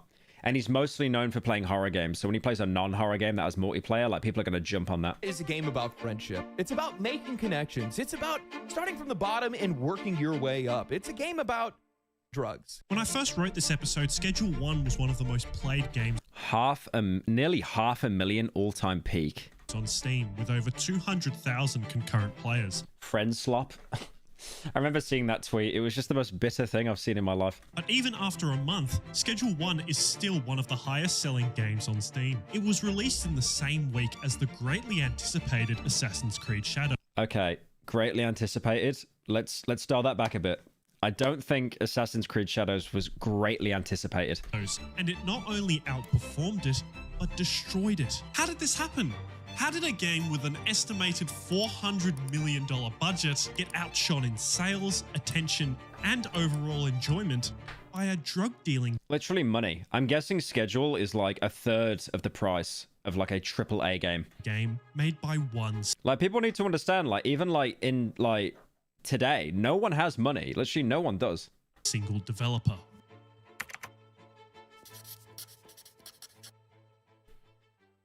Thank you, Expendable, for joining. Schedule 1 is essentially a drug dealing simulator. Set in the fictional town of Highland Point, its core gameplay loop contains growing, packaging, and selling drugs for a profit. As you increase your output, you grow your customer base to the point where the entire town is addicted to your products. You also start from selling cannabis to moving on to more hardcore drugs in order to make a larger profit. And your main goal in the entire game is to become the kingpin of Highland Point, having everyone and everything in your control. These games are just so good for dopamine as well, because it is just like this constant progression, like moving up the ladder. It's like, oh, I get to... It's like why Cookie Clicker is like one of the most successful games ever, because it really is just like climbing that ladder, like getting more progression, unlocking a new item that lets you produce... Like, all you're really doing is buying things to make more money and speeding up the process to buy the next thing. but like we love it. Our brains are just like hard coded to love that kind of stuff. When reading that aloud, it sounds like the game is pretty serious. But what makes this game so inviting is that even with a subject as heavy as drugs, it doesn't take itself seriously at all. This game takes the basic idea that goes all the way back to Drug Wars, the game we all I like how he had 5 pistols in his inventory. had on our TI-86 calculators back in the day, and it combines it with a crafting game and Grand Theft Auto. Kind of a first-person GTA Chinatown Wars, only you're not just selling drugs, you're also manufacturing them. Everything's a little exaggerated owing to the cartoonish characters, and while the graphics aren't going to blow everyone away, they're honestly more consistent and solid than you often get with these one-man indie Me in 5 months. games. But this carefree style shouldn't discredit how seriously this game commits to the bit. A fun detail in the game is that certain drugs will create different visual effects on the customers, like making someone glow, getting them electrocuted, or even removing one of their eyes to make them look like a cyclops. Just looks like a Rick and Morty character now. And the drug dealing process is only one facet of the game. It has a police system, pickpocketing, cars, skateboards, money laundering. It has the full package. Even repetitive tasks like harvesting reefer and packaging it into little jars for distribution are oddly enjoyable. Watering crops, mixing ingredients, and breaking a freshly baked tray of crystal all feel really satisfying and Skyrim with guns? Yeah, it definitely is. lulled me into a contented, meditative state that almost made me forget I was committing numerous felonies. And when you combine a fun and addictive gameplay loop, pun intended, and mix it with incredible attention to detail in everything that surrounds it, the game is bound to gain some attention. But it's more than that. Beyond the pure fun that Thank you, Weenie. Can you look into Tibbs? He's a horror cow. What does that mean? this game brings, the most impressive aspect about this game has nothing to do with the game itself, but the making of it. Because the entirety of this game was made by one single developer. Of course he was Australian. Of course he was. It's made by one guy, beating teams of 1,000 developers, tens of thousands. I mean, we've said this before. This is like a tale as old as time. It's like when Battlefield was being beaten out by like BattleBit. Was it BattleBit Reloaded or something? It just looked like Roblox mixed with Battlefield, and that was like beating out the player count for a really long period of time because that game was fun. We're going to count Ubisoft in this conversation. BattleBit Remastered, was that it? The game's biggest strength when it comes to the virality that it has achieved is that right now, indie game developers are providing players with the best experience in the entire gaming industry. First of all, indie games are games developed independently of major publishers, meaning the indie game creators retain complete control over their projects. This means that although indie developers want their game to sell well to earn a living, because there isn't any pressure to make a giant return on investment, their greatest motivation is their passion for making games. Indie developers can afford to be more player friendly because they don't have these investors hanging over their heads and these massive budgets. And this is the first aspect in which indie games are doing right by gamers. Why players connect with this dynamic so much is that it adds a level of authenticity and personal touch to the playing experience. If a certain Also streamers and YouTubers. Let's not ignore the elephant in the room here. Come on. detail doesn't look the best, many other developers at bigger studios might have the attitude of good enough. But an indie developer who is passionate about what they're creating, they have the attitude of it needs to be better. And when a game is made from pure passion and has that attitude towards the game they make, players can always feel it through the game's quality. Indie games also often rely on limited resources, but make up for it with bold ideas, innovative. Are you guys in the chat making fun of how I talk? I said YouTubers and streamers. I said it correctly. What? Gameplay and a willingness to take risks that bigger studios might shy away from. This allows new releases to stay fresh, and they are able to push the boundaries of what is possible in games. But like I said, AAA gaming has been in decline for some time. Oh, sorry I don't talk like an American. I can do this the entire stream if you want. I sound like the Hawk to a girl. But like I'm speaking completely normally. Meds. Meanwhile, indie games have become a spawning pool for creativity and imagination. This constant movement and reinvention in indie games is what gamers love the most. Although sequels to successful games can also be very enjoyable, gamers will always yearn for new experiences. And dopamine. When an indie game can take a pre-existing genre and add a completely new twist on it, players will... Okay, come on, bro. You're showing Amnesia and Five Nights at Freddy's. That was the actual YouTube bait game. That without Markiplier, without PewDiePie, no one would know Amnesia. Without PewDiePie, no one would know Amnesia. Without Markiplier, no one would know about Five Nights at Freddy's. Instantly be drawn to it. And on top of this personal, ever-evolving touch, indie games are just cheaper than their big budget competitors. In recent years... Thank you, Weenie, for the 5 tips is live with his doll wife. What? The average price of AAA Since games you keep has saying skyrocketed. there's nothing coming out, There's there nothing is. coming out. You're just lazy and keep making the same dead joke. Go watch HBO's The Pit. It's a new show about a hospital in Pittsburgh. Unironically absolute cinema. Go in blind and watch it. Oh my god, another drama show set in a hospital? No way. I've never actually heard of that concept before. That's wild. No, I have been seeing The Pit being recommended to me. I might watch it now. What's the rating for it? Another medical drama? No way. That's crazy. Oh, holy ratings. Botted, maybe? Or 2,000 people? Oh my god, 48k? Okay.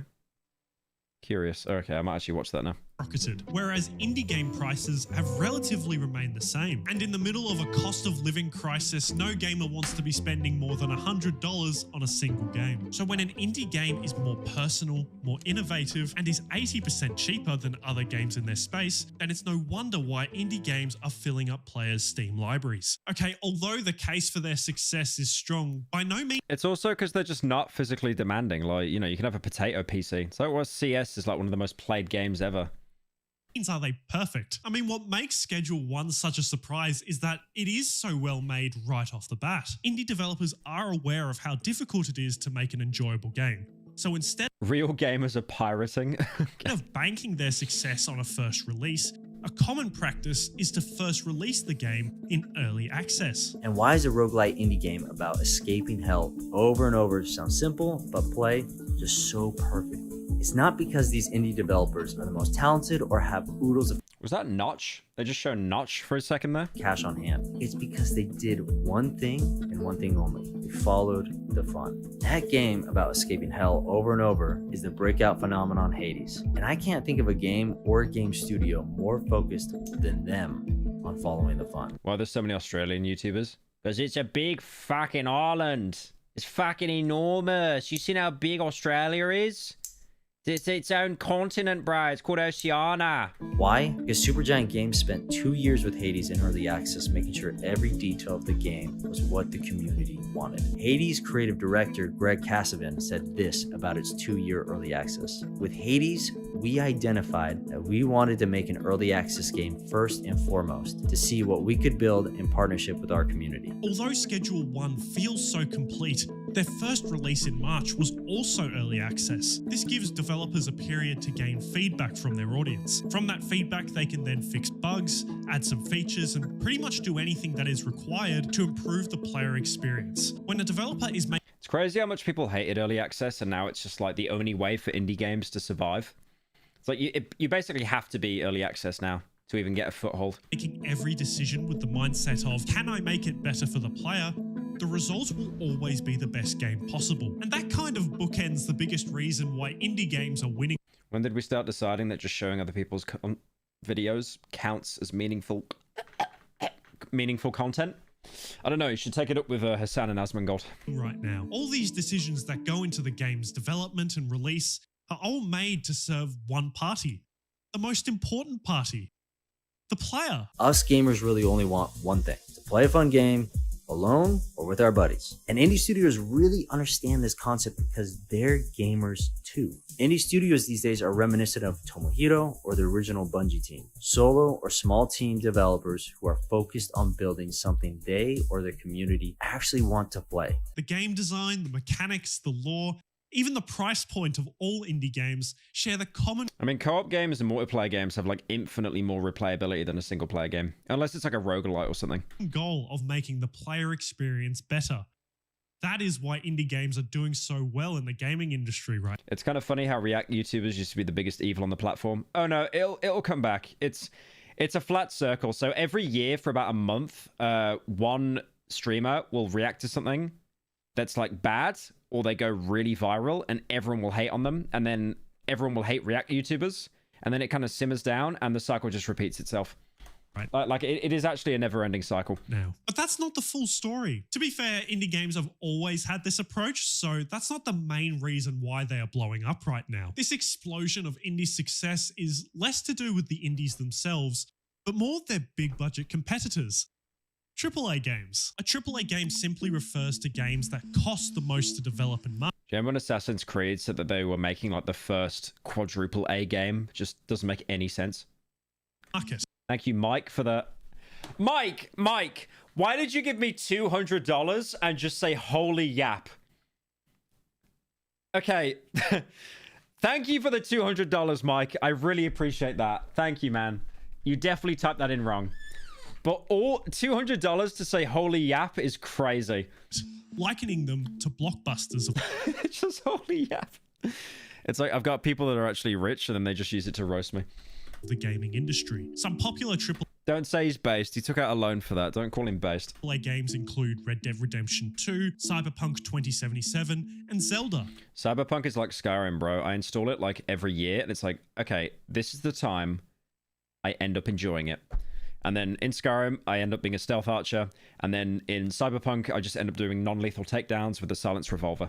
Which all had budgets of $100 million or more. In fact, if your game costs more than $100 million in 2025, chances are it's going to be a flop. So even with $100 million worth of resources to make the best game possible... Do you remember how there was that animated short that was made all about Concord, because they were actually that committed into thinking it'd be a huge franchise? They already planned like an animation for it beforehand. Yikes. How can AAA games continue to underperform? Firstly, a common approach taken by AAA studios is the open world design. Since the open world mechanic first gained popularity, every AAA studio... What's Concord? Just keep it that way. Just keep it that way. ...studio has attempted their own open world game to get in on the action. And for a time, this was successful. But with Hey Pyro, love the content, just wondering if you've heard of the game Look Outside on Steam. It looks like you'd like it. I haven't heard of the game Look Outside, but I've heard of the game Look Outside. It's peak. I actually might do a main channel video on it. It's really good. I want to stream it at some point as well. Not today, but I do want to stream it. It's very good. Mike, thank you for the 19. He gave me $100. He gave me $100 just to say true. Okay, Mike, you like this channel, right? You like this channel. Could you give me $500? Like, I'm kind of hurting right now. Please? I took this commission and I'm a little bit broke now, so come on, help a brother out. But no, I appreciate it, man. Thank you for the 100. He's doing that to roast me. That's the worst thing. At least, open worlds needed to improve on the previous. AAA studios interpreted improvement as being bigger. So with each new release, the virtual world the player inhabits got bigger and bigger and bigger, to a point where now open worlds are bigger than ever. Yeah, Elden Ring was actually enormous. Oh, I want to replay Elden Ring now. Look how small Zelda is. I laugh. Then on the flip side of that, if we were to now look at a load of the open world games that have come out over this time span, you'll see that a lot of them are fairly shallow. They have an open world that you can explore, but why explore something with no depth? But in the example of AC Valhalla, where it's a 70+ hour long game, the open world actually does need to start being good. The story can't hold it up for 70 hours of the player's time, and even that wasn't that good in Valhalla. So because of the issue of shallowness, you end up with games like Valhalla. I like how Death Stranding is like, I'm going to upgrade myself and get like more missions so I can build zip lines to beat the game quicker. You are literally just like, you are using the money to try to beat the game quicker. That end up leaving a bad taste in your mouth for loads of these sorts of games. You're feeling as if you're being dragged. Thank you, Rando, for the 5. Mike, ask him to squat 100 times before you send the 500. Mike. Mike! Dragged through the game, and that playing them is nothing more than a chore. If a player enters a virtual world that doesn't feel alive and lived in, then they will struggle to immerse themselves completely. Every location they visit will feel like a copy and paste of the previous, which is a feeling that is also present in their overall creative direction. Take a look at this graph. It shows the top AAA games of 2024. Now, you might notice a pattern. Of these top AAA games, many of them are either sequels or additions to pre-existing IPs. How is so much football, man? I will never get football games.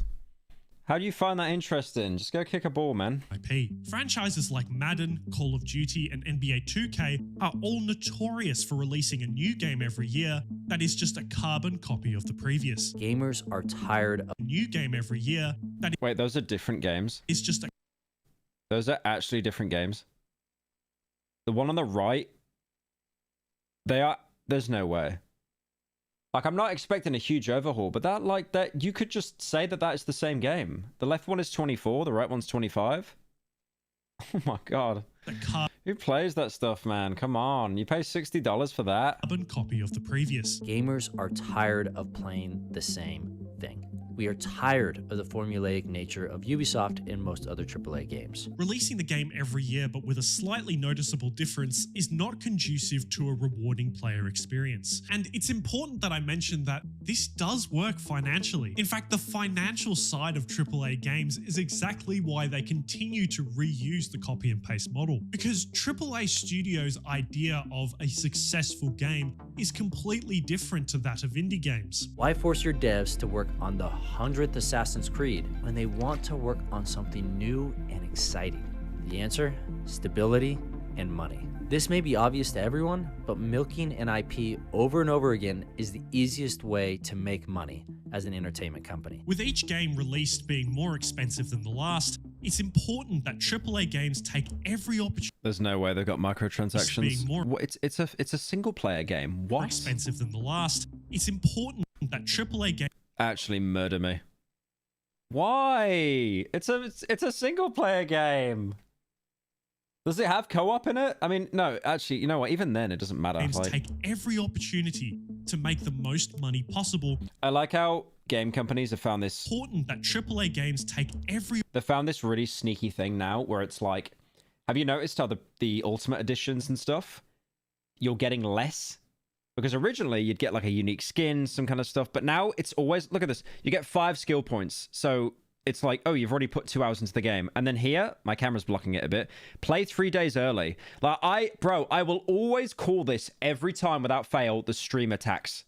It is the streamer tax. Streamers want to be on it first to get the views. I've always seen playing a game early and having to pay for it as the streamer tax. You should never, unless you're a streamer, you should never pay that money. I mean, no one should, to be fair, in the first place. It should just be the same release for everyone. Opportunity to make the most money possible to provide a profit for the studio's investors. So this means I would do it for GTA 6. Oh yeah, no, I'm sure Take-Two are aware. Take-Two will unironically make hundreds of millions if they just release. If you got the game 24 hours early and paid $100 for it, yep, they would make. I don't even want to fathom how much money they'd make. That every decision made when it comes to the making of the game, whether it be the design, mechanics, or IP, their goal is to make the most money possible. The biggest reason why this way of thinking is disliked by players is because it is all at the expense. What happens to physical collector's editions? They're still around, but they're nowhere near as common because most people buy their games online now, not really in stores. I mean, I've got like some collector's stuff somewhere. I mean, I got like a Crisis 2 statue. I got the Songbird from BioShock. I got the Lance from Gears of War, the chainsaw that I've shown. Like, hang on a minute. I gotta pull this up again. I gotta pull this up again for the kids. Hang on. We got some new gens that maybe they haven't seen this. Maybe they haven't seen this before.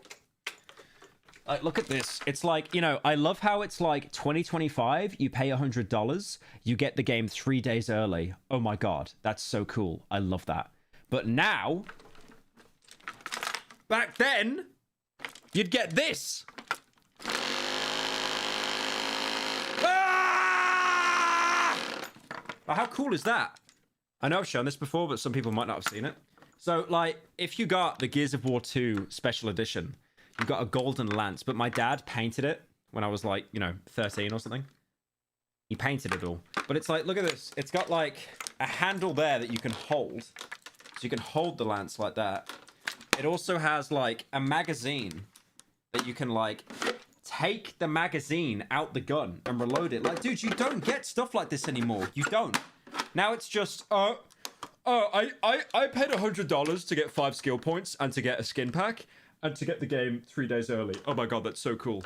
But like, yeah, I remember I got this, and then also as well, you can see maybe just on there a little bit, you get some dog tags as well. Like actual Gears of War. Well, they're called cog tags, aren't they? But they're just dog tags in the shape of cogs.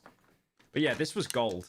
And then my dad painted it. He painted it all like brown and silver and blue and black, that kind of thing. But yeah, you don't get stuff like that anymore. You really don't. I'll see if I can find it, actually. Hang on. I'll look up Gears of War 2 Golden Lancer. Let's see if I can find it. There it is. Yeah. That's what I got. That's what you got with the special edition. Isn't that crazy? Full-size Lancer over 3 feet in length. I don't think it actually... This is why I love my dad. Like, I don't actually think it made a noise, but he put like a little motor inside of the Lancer, so it actually makes that rev noise when you fire it. I don't think it actually does that in the... Oh, wait. Holy soy. Let's have a look. He's soy facing. Yep, must be like 10 years old. Yep, there we go. I've got a pretty cool replica. Is he stuck in the dark dimension where the colors go? Ace. So this is the... Yeah, he's got the same... So it comes another one of these to side. As you can see, it's just amazing. Like, it's just... This is in everything and sight. As you can see, like the red dot there. So look. Yeah, my the reticle on mine shattered. I lost the glass on it. Pretty cool like that. It's first angle. Didn't get any batteries. No idea why. Maybe. And the yeah, but it's cool. It's really cool. Like, we don't get special editions like that anymore. We really should. I know you still get the physical collector's statue, that kind of thing, but it's nowhere near the same. Even though it's Far nowhere Cry near the 6 same. has a near infinite list of deficiencies, Ubi actually gave you a flamethrower replica and some other half-decent collector stuff.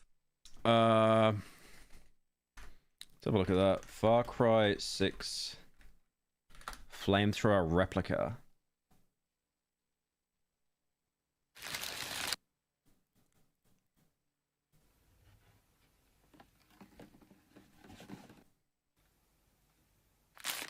Oh, that looks pretty cool, actually.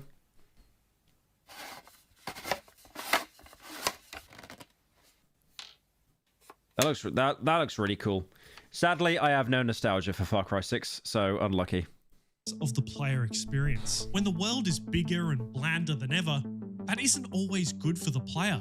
When the content of a new game is almost identical to the previous, that isn't always best for the player. And when a player purchases a game for $100 and then is asked to pay another $30 to access everything the game has, that isn't always best for the player. The biggest reason for the AAA studio's underperformance in recent years is not necessarily to do with the IP, game design, or cost. It is that what the player perceives as important in a game and what AAA studios perceive as important are not aligned. Players want the best game possible, whereas AAA studios want the best return possible. I mean, I think they do both want return, but obviously, yeah, it's so much more money orientated with AAA. Question now following $60 for a sports game, by the way. Yep. Schedule 1 stardom is if it will cause any change within the gaming industry. Well, for AAA studios, it's over. They gave it an 8. If it was Zelda or COD, they would have gave it a 10. To change their approach in any regard, the change has to create a monetary gain that they aren't currently capitalizing on. That has been a big reason for why they have been so stagnant in this period. God, that Silent Hill short message was just actual garbage, though. I get it was free to play, but holy. Of dissatisfaction from gamers. Yeah, dude, I feel so sorry for the team that worked on that Star Wars game because I don't think anyone I know played it. Although the perceived quality of each release is decreasing, AAA titles are making more money than ever before. So the only way a change happens is if... I mean, didn't he show Baldur's Gate 3 there? That was actually a good game, though. Yeah, that was actually a good game. So that makes sense. The big studios more money. Thank you, Eskit, for joining. Appreciate it. As for indie games, they will most likely continue to be the beacon for reinvention and creativity. For every bad AAA game released, 10 great indie games are released simultaneously. I mean, why is the Untitled Goose Game the best stealth game I've ever played? Hey! I'll just take this. That is what makes indie games so special. A game like Schedule 1 that challenges industry norms can rise above all the manicured AAA titles and take the top spot on a global scale. I mean, how's Repo looking? Surely it's starting to slump a little bit now. Let's have a look at Repo. No, it's still pretty consistent. Kind of downward a bit, but that's just what happens, isn't it, really? You know, kind of games run their course and stuff. Indie games are... Like, the devs would have made millions off that, though. Easy. And will continue to act as trailblazers. And if indie games continue to surpass their AAA competitors more consistently, then it might force friend slop. Don't even call it Repo, just friend slop. AAA studios to pay attention. If AAA really is to change, then the path they take needs to be laid by indie games that achieve global success. One of the biggest examples of this is Minecraft. It's easy to forget that Minecraft was originally an indie game. Although now under the Microsoft umbrella, Minecraft was originally developed by a small team at Mojang Studios. It was first... They're Swedish people, by the way. Swedish. Released in 2010 in alpha and early access. Oh, Soul! It looks so bad, Soul. Period. And it eventually grew more and more. Fan communities for the game grew to the point where they were able to host a convention to celebrate the launch of the full game in late... Do you remember when Notch got banned from appearing at, like, Minecon? 2011. And like it is today, this was a once-in-a-blue moon event where an independent release takes over the online world. Minecraft achieved this by doing the same... Could you imagine how many, like, people became famous over that game as well? Like, how many YouTubers and, like, you know, people that were in the Minecraft film? It's just crazy. ...thing as indie... There was a very small guy in that film called Jack Black. No one really knew who he was. ...games do today. While most AAA games at the time were self-contained win-lose archetypes, Minecraft turned that format on its head. The game had no story, no instructions, just a near infinite open world sandbox and the player's imagination. Becoming the... Turn those shaders off, man. That's slop. ...most successful game of all time, it broke the mold for what players could enjoy in a game. So the key takeaway from Schedule 1's success is that it perfectly illustrates the power that the... Oh my god, Phoenix, you've been asking for the past 3 hours for a Bioshock stream. I don't know. Like, I'll probably do it at some point. Like, not this stream, though. ...player holds within the gaming industry. The passion and enthusiasm for a quality gaming experience is what drives progress within the gaming industry. Without the player, the industry ceases to exist. If AAA titles are losing their quality, players will be there to let studios know. And when an indie game provides one of the most fun playing experiences in recent years, gamers will always be there to push it further into the limelight. What a cheery little chappy. Yeah, I wonder, what's Schedule 1 looking like right now, actually? Schedule 1... Because I feel like that's being talked about less now. Yeah, it's only been out for a month. I mean, yeah, it's dropped off a bit, but again, it's like, this is what happens. But still, like, come on, like, 48,000 people playing it in the past 25 minutes? That's incredible. Damn. I wanted to show this as well, because apparently Technoblade, the channel, hit 20 million subscribers, which I think is pretty based. Will it be like the dad voicing over? Last year I said I'd hit 10 million subscribers in 2021. Well, it's 2025. And I'm only at 19.9 million subscribers. Oh, it's like the dad dubbing over him. It's like a complete loser. That's why I'm making this ad. I need your help. I need you to subscribe to Technoblade while there's still time left. Whoa. Is he some kind of king? You may know me as the pig that Steve calls a legend. That's a legend. You may know me as the man that... I like how his dad is like just as snide as he was as well. ...defeated Dream and Mr. Beast's $100,000 duel. Or perhaps you know me as the man that beat Minecraft Hardcore mode on his first attempt with a steering wheel. Or perhaps you know me as the man that dedicated an entire year of his life to becoming the #1 potato farmer in Minecraft. Or perhaps you have no idea who I am and I'm just some guy. Regardless, I need you to subscribe to Technoblade today so that we can hit 20 million subscribers before my birthday on June 1st. So that my friends won't make fun of me. Subscribe now. Just the dubbing. Now. Yeah, that's based. I thought it would have been the dad filming a video, but it was literally just like the original video, and then his dad just like dubs it. Oh, there's another one. Trailer for Technoblade 20 mil.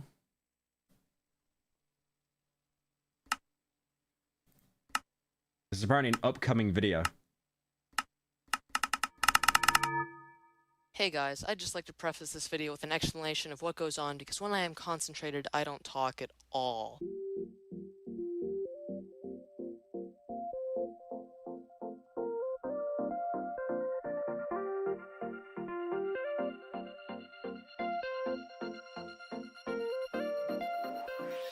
There's only two ways you can react to this video.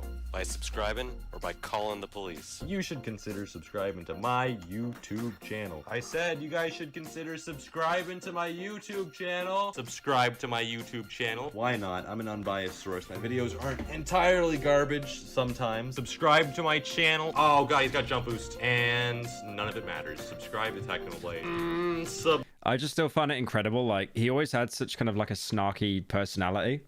And then obviously when he got diagnosed with cancer, he just dealt with it so well. He was like, this sucks. Anyways. Subscribe to Technoblade. My god, subscribe to Technoblade. Y'all better subscribe. Pretty sure this isn't 99,000. Yes, yes, one more. Yes! I win all the prizes. Quick, call my mom. Nice. Well, guys, we did it. It's so weird to think that like one of the benefits of lockdown in 2020 was the fact that Technoblade got famous. Because like that whole scene of Minecraft YouTubers becoming huge would not have happened if it wasn't for so many kids like just being stuck at home with nothing to do. 1 million subscribers. Like, I'm not saying these guys didn't like work their asses off to get where they're at, definitely, but at the same time, like everyone was at home. It's so weird looking back on it now, like back in 2020, how that was just like Minecraft just dominated the entire internet.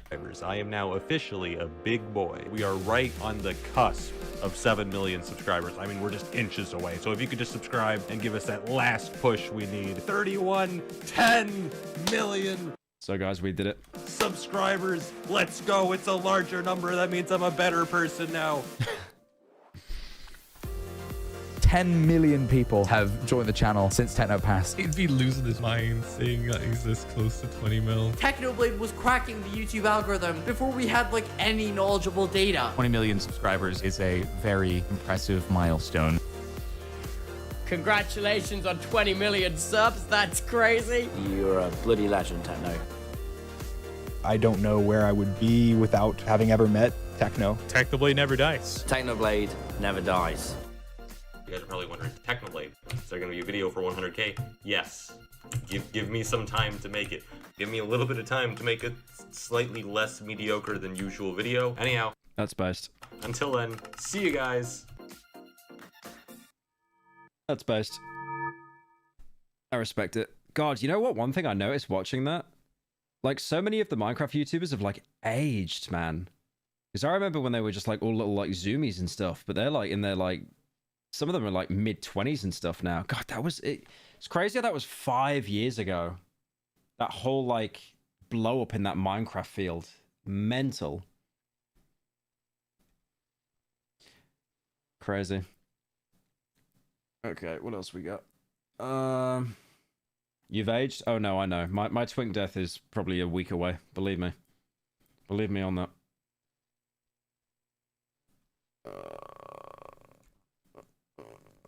I want to see this. Holding a scammer's computer hostage. I really want to see this. I want to talk to Ramesh Choudhury. Did you put your shirt on? Whom you're talking about? Did you put your shirt on yet? I'm talking about you, buddy. I saw you. Yeah, I saw you with your shirt off, guy. Whom you're talking about? Did you cover up your camera? You can tell by that clip that the scammer knows someone has accessed his webcam. But what he doesn't know is that we are about to hold his entire computer hostage. Let me give you some background on this deadbeat.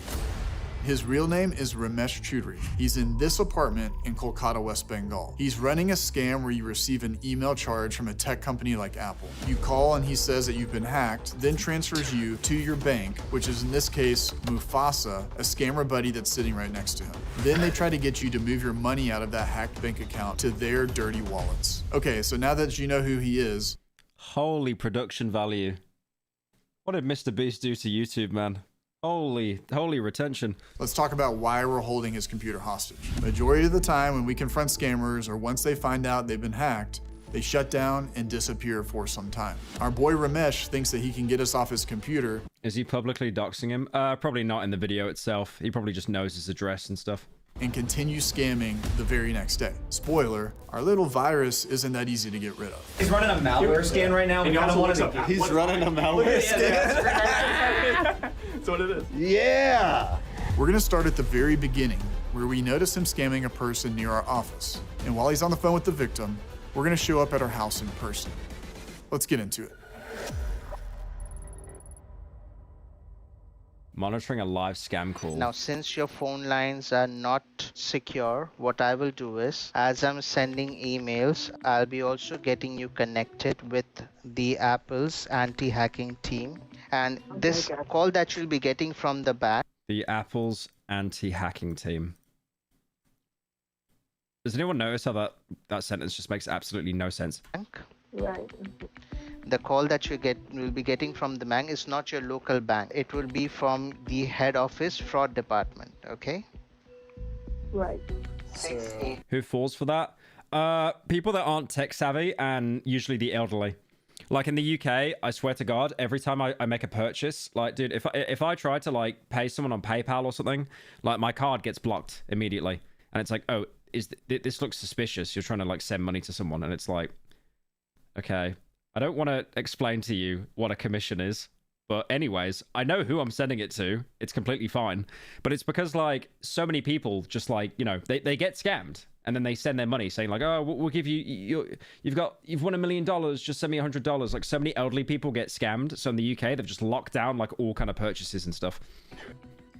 This is him, by the way. This is your number. There he is. Oh no! All right, so are you gonna text us to open it up? Yeah, or, okay. I'll text you guys when we're there. I'll try to do it from there. And if you can do it from there, all right, let's do this. Get that. Send it to me on Signal if you can. Like send the. Yeah, like yeah, because we're gonna go do this now. We're gonna get you Ramesh. So here's pretty much what happened. 7, Maze, Knight, and myself, we got in my car and drove to the victim's house. Now ultimately the goal here was to stop the victim from talking with the scammers. But on top of that, we hoped to then confront the scammer while on the victim's phone or computer. While all this is happening, Daniel and then later Cena are going to be at my desk on. Like this guy's exposing scammers, and one person in chat just pointed out how he has no jawline. Dude, like, what has like young male fitness TikTok done to your brain? The computer that's still connected to Ramesh's system. Since Ramesh has his WhatsApp open, they're able to see all the messages he's sending back and forth with all the other scammers in the group while everything is happening. And more importantly, if I can pull off the confrontation, the guys can then turn on Ramesh's webcam to see his reaction in real time. We're about to make it to the victim's house, but the good thing is that it's like 5:30, so she's probably not going to be going anywhere, and there's probably not going to be any money transfer, but she still believes them and has been giving all this information. So to me, that speaks that she can be coerced another time. Or is he driving a Tesla while wearing a Tesla cap? They can get her onto the computer, they can go into her bank accounts, they can do all sorts of things. So we're going to go roll up to her house and knock on the door like any regular person would do. All right, well, I'll go in and then I'll see if she will let us in. If there's anything that needs to be covered, we'll let you know. All right, so P is driving to the victim's house right now, and the scammer is waiting to transfer this call to another scammer, but I'm looking at the screen right now, and he's got this WhatsApp open with the other scammer, and he's like, dude, why are you not calling? And the other dude is literally, hold on, he's literally updating his PC. He's literally updating his PC. So he's waiting to transfer, and this lady is just kind of on the phone with the other scammer. I mean, hopefully P gets there before they transfer and he can confront the guy. Hello? Yes, ma'am. 1 second. Yes, ma'am. You saying something? Oh, wait, is that No, them? no, not you, sorry. You should check out Homesickness on Steam. Oh, It came out today and it's like a nostalgia and story-driven all-in-la-head point-and-click game. It's really fucking good. Homesickness. Bro, how did you find this? It just came out like now. What? Okay, that looks like an actual fentanyl simulator. What the hell is this? How do you guys find this stuff? Is that Scary Maze? That is Scary Maze game. Is that Scary Maze game? What? Okay, you know what? I'm actually sold. I might actually try that. I might actually try that. I think she's talking to them. Hi. Good afternoon. Are you still Yeah, it might be a dev. Unironically, it might be a dev. on the phone with some folks? I am, yes. Okay, so I don't know, can they hear me talking to you? No, I have them on mute. Okay, so those are internet scammers, and they're gonna try to take money from you. So they're not the bank or anything. Could you put those back in? Yes, ma'am. I can. Where were you like for me to put them? Like he comes over to like help the victim, and then she's like, "Could you bring that stuff in for me, please?" Right over here. Sure. Yeah. Right. Okay. So they're pretending to be like, I don't know, whatever computer company they were. Yeah. So the reason we know is because. And you're from? So I watch scammers. Yeah. And we actually have access to that guy's computer. Yeah. And I can show you his face and everything. And they're pretending to be your bank right now, right? Just hear him in the background. Hello, don't hang up, ma'am. Yeah, they're talking about. Yeah, so essentially what's happening is what they're going to do is they're going to go in and tell you that there's been all these charges, betting and all this stuff. Yes. And then the only way to kind of reverse them is to... It's so horrible, this scam, though, because they're literally targeting elderly people that aren't online savvy. It's horrible. Take money out of your account and do these like duplicate transfers. That's where the scam goes towards. Right. But they're just trying to take all your money. So... The reason why I know all this is because... So should I just disconnect them? You can do whatever you'd like. We'd love to talk with them and try to scare them. Yeah, hold on a moment, please. 1 second, please. Thank you. This is his conversation with the other scammer that he transferred to, and he said, she said, please hold, which makes me feel like they're knocking on the door or something. They're there right now. She said, please hold. Like, please with a Z. If that's what it is. Oh, please. Is there a chance that I could go outside with the phone and I could, because I have some people with me out there, and I could yell at them really quickly? Sure. Is that okay? Yeah. I'll bring your phone back, I promise. Hello? Hello, yes. Hello, whom I'm talking to? Yeah, this is her son. Who are you? I want to Trying to sound like a Chris Hansen decoy. speak to Ramesh Chaudhary. I want to speak Free phone. He just leaves in the Tesla. to Ramesh Chaudhary from Kolkata. Put Yeah, I stopped being scammed. The payment is the phone. Ramesh back on from Kolkata. You want to talk to Mash? Yeah, put him Ramesh Chaudhary I want to... from Kolkata. I want to talk to him. Who are you? Talk to her. I'm your worst nightmare. And we have Ramesh's face. He's been scamming with his shirt off today, and we are going to expose him. I respect what he's doing, but saying I'm your worst nightmare with the Tesla cap is wild. Now, that wasn't the only call that we had with these guys, and I'm going to show you some more in just a minute. But before that, I wanted to talk about Aura a little bit. In a previous video, I was talking with Seven because his information was all over Google, and all these data brokers were selling his information. We had him use Aura so that we could put a stop to it. So I've got... I'm sorry. Nope. Dark web with information.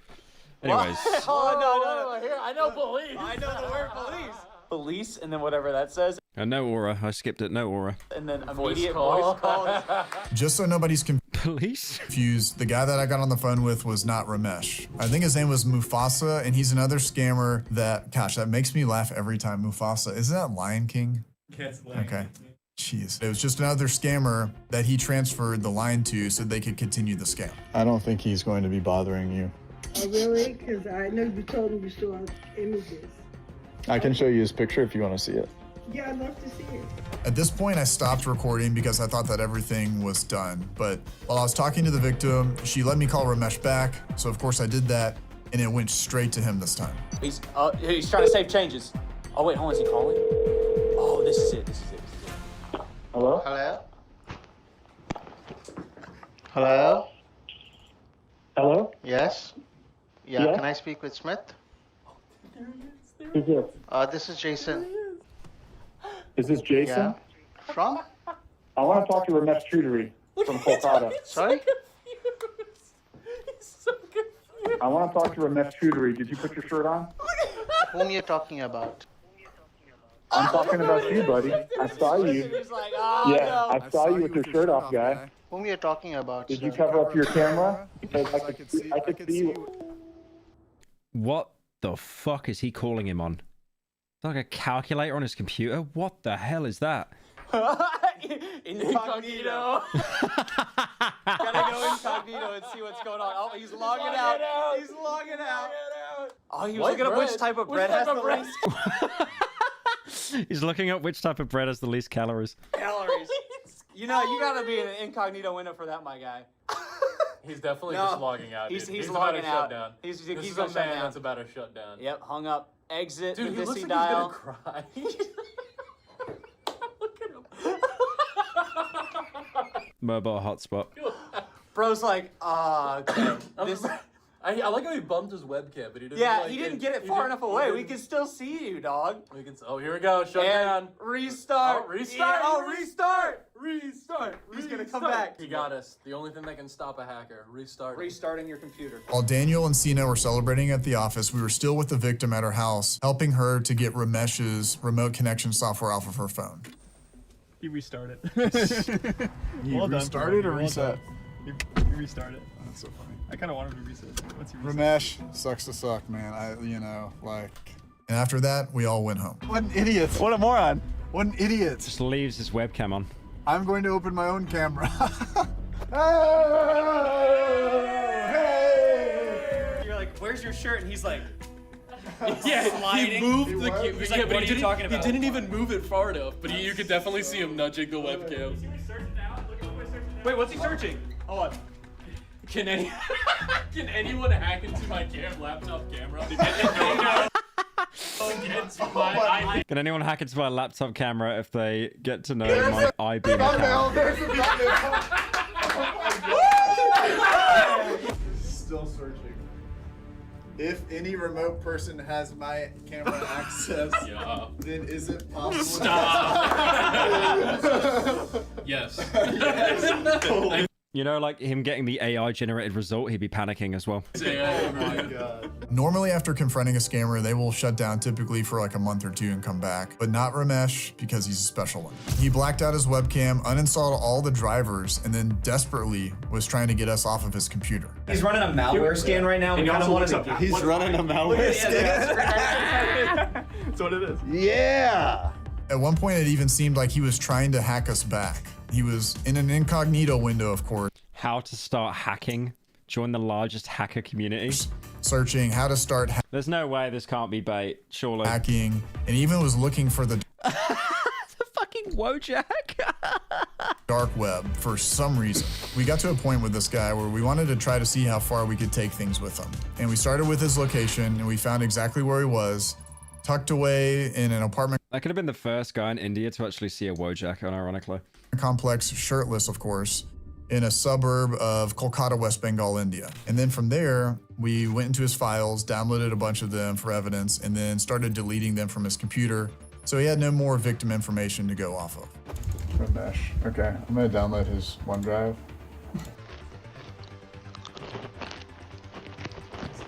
Just eating. That's loud, dude. Dude, he sounds like I know, it's gonna... He sounds like the ticket muncher from Chuck E. Cheese. It sounds like me on a live stream. Now, the files that we found are not super interesting. You know, you've got scam images like the ones here, but apparently Ramesh likes to make EDM music. So we found this gem for you.